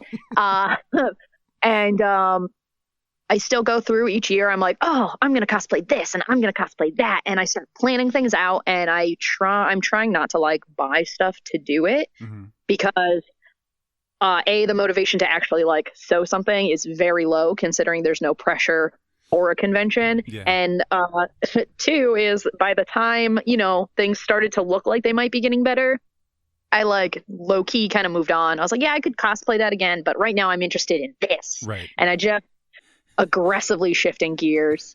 So it's been a time. I had tickets for Katsucon this year, but my friend and I canceled and got a refund because we weren't comfortable with how, you know, Maryland was doing, and for people who are going to be there, and their like COVID policies felt a little shaky. And then currently me and one of my friends have tentative plans for Anime Boston, as long as their COVID policy stays as strict as it is right now, because it's like really fucking strict. And like, obviously, as long as it doesn't get worse. Right. Yeah. No. It's a real weird time. Yeah. Especially right now, because stuff's happening. It is what it is. But if you do end up going, I hope it's fun. Stay safe, stay healthy, and all that stuff.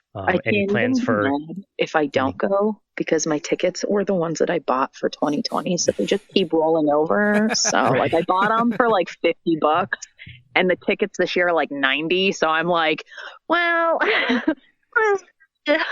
it's an investment. Should I keep rolling these over until the inflation jacks them up to like $250 and then sell them? You're gaining interest. Yeah. Any cosplay plans or anything like that in the future? So did I strike a nerve?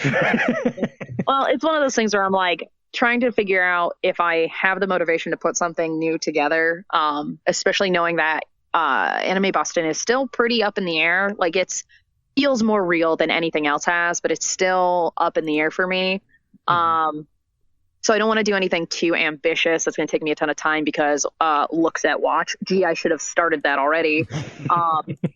But if things are going pretty well, I was actually thinking about doing like a human version of Montgomery Gator from Five Nights at Freddy's Security Breach. I accidentally got real obsessed, and when Five Nights first came out, I was like up to my eyeballs having a great time. And then it got just really popular in general, and like especially popular with children. And I kind of just like was like, I hate fandom drama, so I'm just going to step back and let it do its thing. And then the new game was like, look at how different it is. And I was like, it is different. And the character design is so cool. And then I binge watched a bunch of like Let's Play of every single game. And then got to Security Breach, and I was like, all right, kids, dust off hands, let's go. And I had a good time. So. I'm kind of detouring a little bit, because one of the first things, my first experiences with like Five Nights and all that stuff was like the reaction videos. I know you would put one out with a friend of yours a long time ago. Oh, yeah. And like, years. Right, yeah. And one of the first things I saw was Markiplier. Yep. And I think you've referenced him in the past. I'm not sure if you're a fan of Markiplier. I am. Did you see his Smash or Pass video with Pokemon? I absolutely did. Absolutely. It's like I work from home right now, and sometimes I'll put on YouTube as like background noise, and like, you know, like I'll watch like Drawfee and stuff. And my YouTube recommendation page was like, would you like to watch Markiplier Smash or Pass every single Pokemon? And I was like, Absolutely. Like I think I've watched like 2 Markiplier videos in the past. Not because I don't like him. It's just it never really has come up. But like it popped up in Twitter because like it was just a clip of it, and he got to like I can't remember which one it was. I think it was the male version of Gardevoir, Gallade. Yes. And like he like hesitates, and then it's just a real quick smash, and then, it's just it absolutely destroyed me. So I had to go find the actual video itself, and it has no bit because there's no context. He just starts, the video starts, and it's just pass. And he goes and like he gets to the very end of it, and he's like, "All right, thanks everyone," and the video ends. Yeah, it was so good. Like right out the gate, he's like, "I'm not providing any context, and I will not explain myself." And then I'm like, he passed for like a while, and I was like, he's just gonna pass on most of these, I bet. And like, I think he ended smashing like in the 60s. It was a lot, Pokemon. It was more than I expected, and I lost my shit. It was so fucking funny. I was just like, all right. And like every time he would just like stop and like look at it and like make that like, am I about to smash face, and then go smash and then move on. Like every now and then he'd be like, I can't remember exactly what one it was, but it was like, would this make me a furry? And then it's, well, smash. It was so good. It was so funny. I don't know how that came up, but this has been good. Jess, thank you for everything over the years. Again, a legendary member of the all studio club. I don't know what we're calling it. But we literally just realized it with the last person we talked with. But it's been great, even though the fact that apparently we worked together, and at one point you were really close with my sister, but it was great getting to know you. And I hope things have been going well. If you do get to go back to conventions, let us know how it is, and stay safe, stay healthy, and all that stuff. But it's been a ton of fun talking Pokemon and Japanese cartoons with you. Hell yeah! And also conventions, because you always bring like a fun energy that we normally don't have. Because I'm real chill and Jara's real chill. And there's a point where like either of us might get hyped up on second and get a little hot, and then you pretty consistently bring the fire anyway. I'm like just always excited. It's contagious. It's a lot of fun. It's just like you said, buckle the fuck up. Like, here we go. I'm talking about something I'm passionate about. Yeah. You can't stop me. There will never stop. Excuse me. All right. Believe that's going to do it. So again, Jess, thank you. I hope things stay safe and healthy and all that stuff. We're hopefully almost there. I don't fucking know, but it's been great. And thanks again for always supporting us and the show and all that jazz. Yeah, thank you for having me. It's been a blast every time. Like every time I've gotten to do this, I've had a great time. So like, I really appreciate it. So yeah, that's a relief, because sometimes it's like, man, we ask a lot of people to give us their spare time for $0. But yeah, I guess that's gonna do it. So thanks again, and we'll be in touch. Absolutely, I'm honored you guys wanted me for this like one last hoorah. So it was definitely 100%. It was 100% worth it, but also what's the word I'm looking for? Not valid. Like warranted. There it is. That's the word. Yeah. So, yeah. All right. Cool. I don't know how to end these, so I'm just gonna say thanks again. Yeah. Anytime. Except not. But yeah. I got you, homies. And now joining us is another. I'm running out of ways to introduce people. It's hard to say. I mean, I guess I could just say another person who we've relied heavily on over the years and has also been very good to us. We're joined by Kyle Pasciuti. Kyle, thank you for coming on one last time. A person and or meat popsicle. And I'm very glad to be here. And I'm very glad that my last appearance on OMV was not crapping all over wrestling. I'm very glad about that. Yeah, that was, for what that was a fun episode, even though we got to record it twice because technology bent us over a barrel. But we thought we were going one direction, and then Kyle's like, no, we're going in a different direction, and neither of you are going to be able to prove me wrong. And You know when you're like really into something and you come out of it and you're like, wait, what did I just do? I don't remember any of what just happened. I blacked out. I totally blacked out. That happened twice. In that, like it happened, and then we had to technology, and then we did it again, and was I pulling my hair out? I don't know. I felt pretty beat up, so I mean, you did a number on me. It was a good one. Yeah. It was Yeah. a fun one.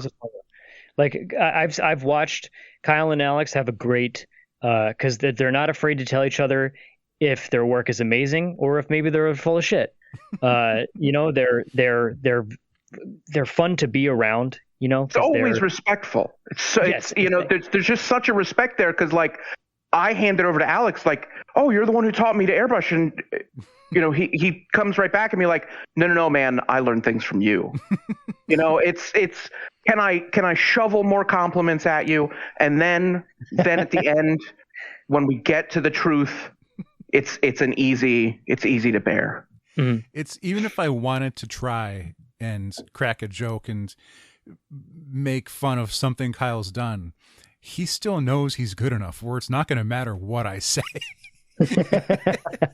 And sometimes that's half the fun of me saying something. But then again, like, do you know, like I kind of changed like half of the way I was doing things just because of a tiny little sentence you said on this show. Really? Yeah, you without even realizing it, you called me out for making my makeup's too dark. Oh. And I went, all right. For the next year, I'm not using black. What other colors we got? Just straight up, that happened. That really did happen. Well, it's happened to me too. Whereas I spent so much time at theme park doing makeup that is in the dark. So then I would have I'd have to use clown colors, I have to use bright colors, because otherwise you're not going to see anything. And then I got my first movie gig, and I'm painting rainbows instead of like wounds, and I had to alter how I do stuff. So I mean, it's the project will dictate what you have to make, and you have to learn how to adapt. Oh, for sure, 100%. Kyle's first appearance dates all the way back to year number 2. That was episode 121, which was July of 2014. In case. Oh man. Yeah. Feeling do you old. Do you have notes on what we talked about? That was the episode you brought, and I was going to point this out. Your first handful of episodes, you brought 3 or 4 guests. Yeah. Yeah, you brought a new person each time. You were like, "Hey, it's cool that I'm coming on, but I also have another guest for you." Yeah, friends are fun. And you had brought your friend Justin on at that point. And I can't. This is back when I was apparently on your first episode. I was feeling very lazy, and my write up included, "Hey, I just got back from Kineticon, and I'm too tired to write anything." So Yep. I don't have an actual write up. I should be able to pull up my notes if Alex can vamp for me for a second. No worries. The moment you said Justin, it all came flooding back. Right. We most likely talked about special effects. Yes. Probably. Yeah. Yes. Yeah. I believe Justin was up here to work on Zombie Charge. Yeah. Yeah. The zombie 5K run. Yep. Which does that still exist? I don't think so. It got bought by the Houston Zombie Walk. Okay. And so the whole thing got put in huge packing boxes. You don't think of a 5K having a lot of stuff, but they had like 4 of those big moving containers, and it all got shipped out. And somebody that I'm friends with from that area posted a picture. She's like a pinup model. Okay. And she was at a convention with the very first giant zombie head, the giant foam zombie head that we ever made for Zombie Charge. Uh-huh. And I'm like, oh my God. So I message her, and then she sends my message over to the people who bought it. And they went, hey, by the way, this thing's amazing. It flew out of a truck on the highway and impaled itself on one of the guardrails. And we just kind of like picked it up and it folded itself back together, and we're still using it, but like a few little repairs. Like, what should we do? I'm just like, that, I can't believe it's still together, in the first place, and yet impaled, shipped from New Hampshire, Massachusetts, Texas, Florida, Connecticut. Does it have That all thing's its got teeth some still? miles. No, of course not. The teeth do go, but that's you can kind of expect that in a real zombie, a foam zombie. Mm-hmm, mm-hmm. It's like you said, like you wouldn't think, well, they're just running. It's like, but those guys built a ton of obstacles. Yes. And then having to break those down and pack them away somewhere. But yeah, I could picture that. I wonder, I mean, you ran it. I never did. Mm-hmm. Did it prepare you for the current apocalypse? The staying away from people, keeping your distance. Well, like no one's been chasing me. So that's a plus. And I'm glad you haven't gotten to the places where. Anyway, sorry. Honestly, if you just look intimidating enough and like have a purpose, no one's going to stop you from walking somewhere, even if you have the last roll of toilet paper. People right now, a lot of them are going to choose their fights. So if you just believe you're badass enough, like no one's going to steal your toilet paper from you. That's some good advice. Yeah. Also, if you look like you really need it too. So just be careful at the gas pumps. That's boy. the hot commodity. 2 years ago it was toilet paper. Now it's gas. Yesterday I was filling up one of my cars, and I heard a man screaming. I don't know who he was talking to. He was just yelling at the gas station outside at the pumps, talking about how every Democrat should be sent across the border to Mexico and shot. So I don't know. It sounded like they were having a bad day. I have now taken, I don't know if you've seen them yet. People have started printing out little pictures of Joe Biden pointing. I did that. Yeah, I did that. So I've started peeling them off the gas pumps. And there's one now pointing at the giant Galactus in my shop, as if Galactus is Joe Biden's fault. Naturally, yeah, yep. It's just a matter of time until we get there, yeah. Right. So I'm starting a collection to see, it used to be thanks Obama. Mm-hmm. Now it's, I did that, Right, yeah. Yeah, they have to latch on to that. Anyways, but Kyle, it's always been a blast talking with you. You famously would come on a lot of time during our spooky sods, which is also the busiest time of the year for you. So you always made time for us, and you always managed to get not always, but most of the time you would bring in other people, sometimes a group of people, for us to talk with. It's always been super fun. I know you've been, even with everything going on, what's the haunt scene like these days? What's Decimated Designs been up to? Oh, well, Decimated Designs is all over the world now. As we were talking pre-show, just got back from India about a month ago, shooting a film over there that'll most likely, it's going to do the film circuit, and then, or the what do you call it? Film. The festival circuit. Thank you. Film festival circuit. And then it'll almost certainly end up on Amazon with English subtitles. But I'm planning on renting out a drive-in theater to show that, because that's been a big, big thing for us. We worked on that. Literally, I got the call to start working on that film about 2 weeks before the pandemic started. So it took 2 years in pandemic time to make it happen. And there were so many false starts and all this kind of thing. In the pandemic, we've done what we always do. We adapt. Right. So the haunts, we did a drive-through haunt. We did, that was year 1 of the pandemic. Year 2, we did a hayride. So outdoor, plenty of fresh air, all that kind of thing. Mhm. But weirdly, people want to get out. I know a lot of places were completely sold out, had record numbers, especially anything that was outdoors. So the entertainment, just like the Great Depression, unfortunately, entertainment never dies. Yeah. That's JR, may I? Oh, sorry, go ahead. I was going to say, that's one of those things where I saw a few posts that say, remember when everything was closed and shut down, you turned to art. You turned to artists, and it's mostly the same people who want to cut funding to many arts, but this is what you needed right now to help you get by. So maybe, fund some arts. Yeah. For sure. I think, going forward, they're going to be different. Currently, we're working on opening a dinner theater. Like, not us personally, but we're working with a group that is opening a dinner theater. And every step of the way, it's going, okay, if we need to cut down to half capacity, where do we move the tables? If we need to put up plexiglass barriers, if we need to keep the singers so far back, it's architecture even now is being designed going forward for disease safety. Sorry, I'm immediately picturing Roadhouse, how they had the fencing up between the the audience and the performer throwing bottles and shit.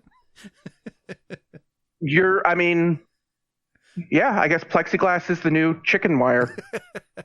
Right. Yeah. Yeah. JR, may I throw some praise at you? Praise me. What did I do? Because of you, and entirely because of you, have started reading Chew. Ooh. Yo, what's up, dude? Right? Dude, we only have 20 minutes. We can't.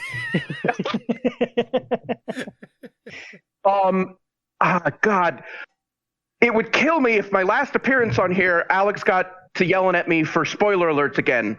Right? Yeah. Spoilers. If you ever. Spoilers for Chew. I'm right at the point where something has appeared in the sky and everybody has forgotten about the chicken disease, and now they're all going back. And it's a weird timing that right now in the world, there's a whole war going on, and everybody's forgetting about the pandemic. Right. And there's a weird, I don't know, man. I don't know. There's some kind of alignment to me reading that in this time. Time is a flat circle, apparently. And John Layman just predicted the future. Did the king in yellow hang himself? I'm psyched to. Are you terror or horrifying coincidences aside? Have you been enjoying the book? Oh, it's amazing. It's so fun, right? It's amazing. And I made a joke. I was doing something in Alex's workshop one day, and he had a choggin.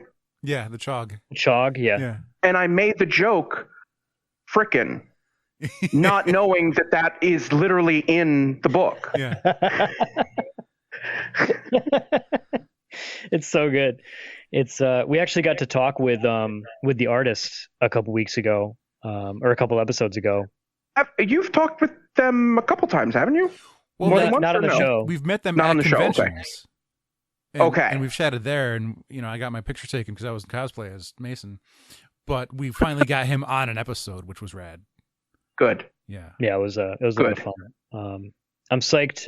I'm psyched that at the very least, we could at least impact someone to read some fun comic books. Oh yeah. Oh yeah. There could have been about 4 episodes where Alex and I nerded out after he finally watched Legion. Right. That's true. Yeah. You told me about Legion as it was airing. And, yes. And you were like, is he Professor X's kid? And I had to play it down. I'm like, I knew and I've known for 20 years. I had to be like, maybe. Yeah, there are things about that show. I think I've watched the whole series probably 3 times now. Really? It's one of those where I can just put it on, and it's just so good. The colors, the music, I have the full soundtrack in my Spotify. There's a lot. If you want to listen to the Legion soundtrack, go to my, yeah. I feel like I would need some time between viewings. Oh yeah, no, I couldn't watch them back to back. Heck no. No, I need like it came out, I watched it as it was coming out, and then like a year later, this okay, it's happening, and then pandemic just, that's a good, I need to zone out show. Yep. I can't remember if we've ever talked about it on the show or if we told the story on the show. We most likely have, but I would be remiss if I didn't bring it up again, because it is one of the greatest moments of my life, especially my convention life. And it involves you, Kyle. You have been generous enough twice now to give us extra table space. Excuse me, I can't talk. Extra table space that you had at Terrificon, local convention here in Connecticut. And Alex and I will try and do some fun things, and we'll also go and spend too much money. And it's also fun to just hang out with you and the Decimated Designs crew. One year you had the snap button to find out if Thanos snapped you or not. Also, you had the giant Thanos, and Jim Starlin came up and signed it, and everyone took pictures. And it's my most popular post on Reddit to this day, is that picture of Jim Starlin sitting with Thanos. But he has real quick. He's now made it a thing. So whatever, because we keep bringing Thanos back. So every year we've had it there, Jim Starlin has come up and he makes like a whole thing like, all right, this is the time, after that first year, he's like, all right, this is the time I will be at Thanos if everybody wants pictures. That's really cool. There was a really funny moment that happened, and if you'd be cool telling the story, it was just fun. Remember the incident with Jess Harnell? Is that's and the henna tattoo? The henna, yes. All right, so oh boy. So that particular year we had a henna artist at our booth as well as you guys. And the thing about henna paint is that once you mix it up, it has a lifespan because it's an organic compound. There's like lemon mixed into it and all this. So at the end of the day, you have to throw out all the extra. So at the end of the day, first day, she's like, anybody want anything? And somebody got, something on their hand. I think that was Jesse. And then the end of day 2, the really big day of Terrificon, she's like, anybody want anything? And I'm like, just on a whim, I just go, tramp stamp. Whatever you want to do, butterflies, rainbows, whatever. I think it would be hilarious to have a henna tramp stamp. So nothing permanent, but it'll last about a month. So there I am in the middle of a convention hall, end of the day, maybe an hour left, I think, or so. Yeah, it was filtering out. I'm sitting backwards in a chair, pants, just you can just see the crack. They were sagged just enough to get enough. Some crack. Like it wouldn't be blurred out yet if it was on TV. But these are the details we needed. These are the details. We're not going surface level. She was a complete artist about it. It wasn't like, oh, ha, ha, ha, I'll draw a little thing. No. She got down in there. She was doing her job. Detailed. She's doing her job. And as she is completely focused, in comes, I'm sorry, bad with names, Jess Harnell. And he just stops. His whole crew, he's with a crew, and they all just stop, and they're all just staring. And I'm pretty sure they took pictures, right? Now, this was the third or fourth time that Jess stopped by the booth. Okay, to be fair, yes. The first one, he was asking about some of the stuff that Kyle made. He would come by later, like in between panels or something, and he'd say, well, can you make this for my house? Yes, I can. And then he'd be like, okay, well, let's set up a thing. You make something like this, and it'll go in my house. I need it like 8 feet tall. And he was going to commission work from Kyle. And it was really cool. And then he leaves. When he finally comes back, this henna artist has been in Kyle's butt crack for at least 20 minutes to a half hour already. And I do not do anything subtle. And like the bit, like Kyle, for what it's worth, like it was a funny, and like don't think Jess ever really acknowledged it. No. He just came back to talk business, Yeah. and Kyle was all business. Yeah, He is so there- okay. Let's talk about this. Yeah, so I'm bent over the chair and I'm giving him numbers while my lower back is getting tickled. And like it's just like, okay, cool, man. Handshakes, great. We'll set something up, and then he walks away, and then everyone dies. And like it was an unbelievable moment. Like not only just because it was funny, but also the professionalism. You know, it's just business is happening. This is my livelihood. I need to make this work. Yes, I'm also getting a henna tattoo, but I also need to do this business right now. Oh God. It was You one of know, the best moments. It's weird when you get comfortable at a convention. Mm-hmm. Like Mhm. it's just stuff starts to happen like that, you know, and these weird bumpings ins and connections and all this kind of stuff. Yeah. Yep. It's been great. Unfortunately, we do have a little bit of a time limit here, so I need to start my sad thank yous and appreciate it, and get the emotions out. Because I've been saying this with practically everyone, and to anyone listening at home, I'm the definition of a broken record. But doing this show, I've met so many cool people. Alex has had the opportunity to introduce me to so many people who I now. It was like, yeah, cool. We'll talk to him on the show, and now I consider these people my friends. It's really neat to be able to say that. And now I get to get these people reading cool comic books. And you also introduce us to new people. Mm-hmm. It was always really cool to see like, oh, who's Kyle bringing on this year? It's just it's been a lot of fun seeing not only like gaining a friendship in Kyle, but also seeing Decimated Designs grow and grow and grow to the point where now working around the world, doing crazy things on feature films, and it's just neat, man. So that's my very long-winded way of saying thanks, man. It's been a lot of fun. And thank you. And this is not the end. It's only the next chapter. I Exactly. wanted to add, it's been nice having you on, because then we get to talk shop and like we know what we're talking about and we can vibe pretty well. And it's not a subject matter that I could get into like with just anyone else that comes on. And also you've been one of the guests to really like make us think more than others would have. Because you'll present, Not afraid to challenge us at all. You'll present a few things, and like sometimes it's a day or two later where I go, "Wait a second, was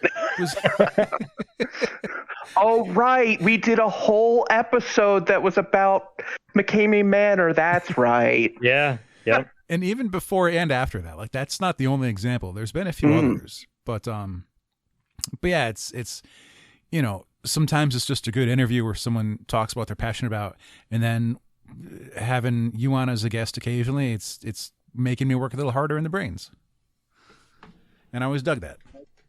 Good. And this has been a steady, nice little like, hey, I'm going to go, we're going to talk for 4 hours and then record for a fifth.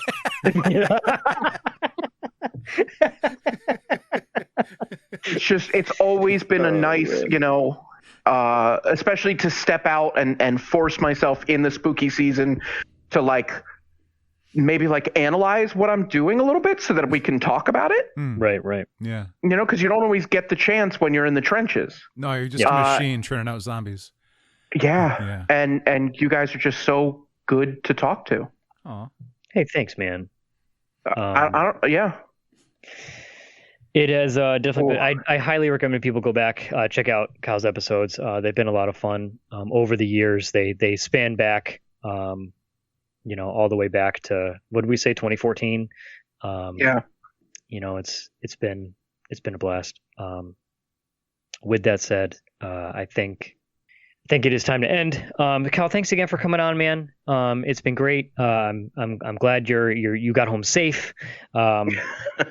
And I hope to see. I honestly can't wait to see what Decimated Designs comes up with, and it's always fun seeing what enormous thing or terrifying thing or blood gushing thing you guys create. So thanks again, and hopefully we'll talk sooner rather than later. Absolutely. And thank you again for having me and having me again and having me again and again and again. and I cannot wait for more episodes of the radio show. Ooh, Hell yeah. some more Star You Well. you Well. might be in luck. Oh, good. Who knows? Who knows? We'll see. Okay, that is going to be it. There's no more for this one. You made it. You've earned whatever. We don't have a prize to give you, but we hope you enjoyed our chats with Bob, KT, Ryan, Jess, and Kyle. It was a blast catching up and reminiscing, going over the good times throughout. Because some of these people have been with us since like the First early year. 20s. Yeah, first year stuff. My parents' basement stuff. So they're still friends with us for whatever reason. They still associate and say yes to us whenever we're like, hey, podcast. And I'm also not going to quit trying to get the downloads. So if any of them sounded interesting and you haven't heard them before, you can go back and listen to their episodes. Yeah. Yeah. They're still up there. You can listen to literally any of them. If you go, one thing, our website doesn't have much besides the episodes and some blog posts that nobody reads, but the search feature works surprisingly well. It does. So if you plug in people's names or even part of people's names, you're probably going to pull up any and all episodes that they were involved in or even mentioned in like the blog post. But it does work very well. There's so also, if you wanted to go back, go ahead. There's also a guest album on the Facebook page.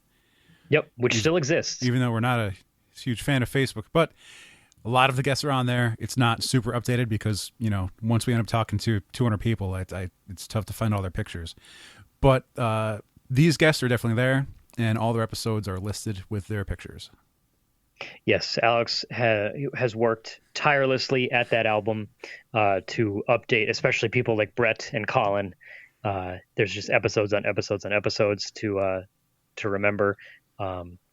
We've referenced that many times to actually figure out, because that's one thing we always do is you've been on this many episodes, and it's a big help. So you can either consult the Facebook, that's facebook.com/opinionsmayvary, all one word. Or you can go to our website, which is omvpodcast.com, and just enter in the search bar, and you'll find all of these people and the multitudes of episodes that they've been featured on. It's been a ton of fun. Alex, again, thank you for putting all this together, and I hope everyone enjoyed. There's more to come. Yeah. Well, there's only a couple episodes left, but they're going to be a lot of fun. There's going to be more of these shorter kind of things. There also may be some full grand appearance. You will see. But after this one, we got 3 left. 8, 9, 50. Yeah, 3 left, and it should be fun. So there was less crying in this one too. Less. Yeah. Less. Yeah. Yes. There was a lot of laughing. There was still a lot of emotion. That doesn't mean that it wasn't not as sad, but it's a bummer to have to do all this. And at times during the conversations, it's like, man, I'm really sad. But then I remember, oh wait, these people are my friends, and I can choose to see them whenever they agree. And it is a benefit of doing this, which I've said over and over again throughout these conversations, is these people I get to consider them my friend now, which is just really neat. So I guess that'll do it, right? Yeah. Is that it? Yeah. All right. We did it. Another one in the books, 3 to go. That's all. Okay. All right. So until next time, I've been JR. I'm Alex. And this has been episode 447 of Opinions May Vary. Hey everyone, if you liked that episode, be sure to follow us on Facebook and Instagram at Opinions May Vary, and on Twitter and YouTube at OMV Podcast. You can also find us on Spotify or on our very own website at omvpodcast.com. And if you're looking for merch, we have stickers and pins available over at omvpodcast.bigcartel.com while supplies last. As always, thank you so much for listening. Let us know what you thought in the comments, and we will see you next time.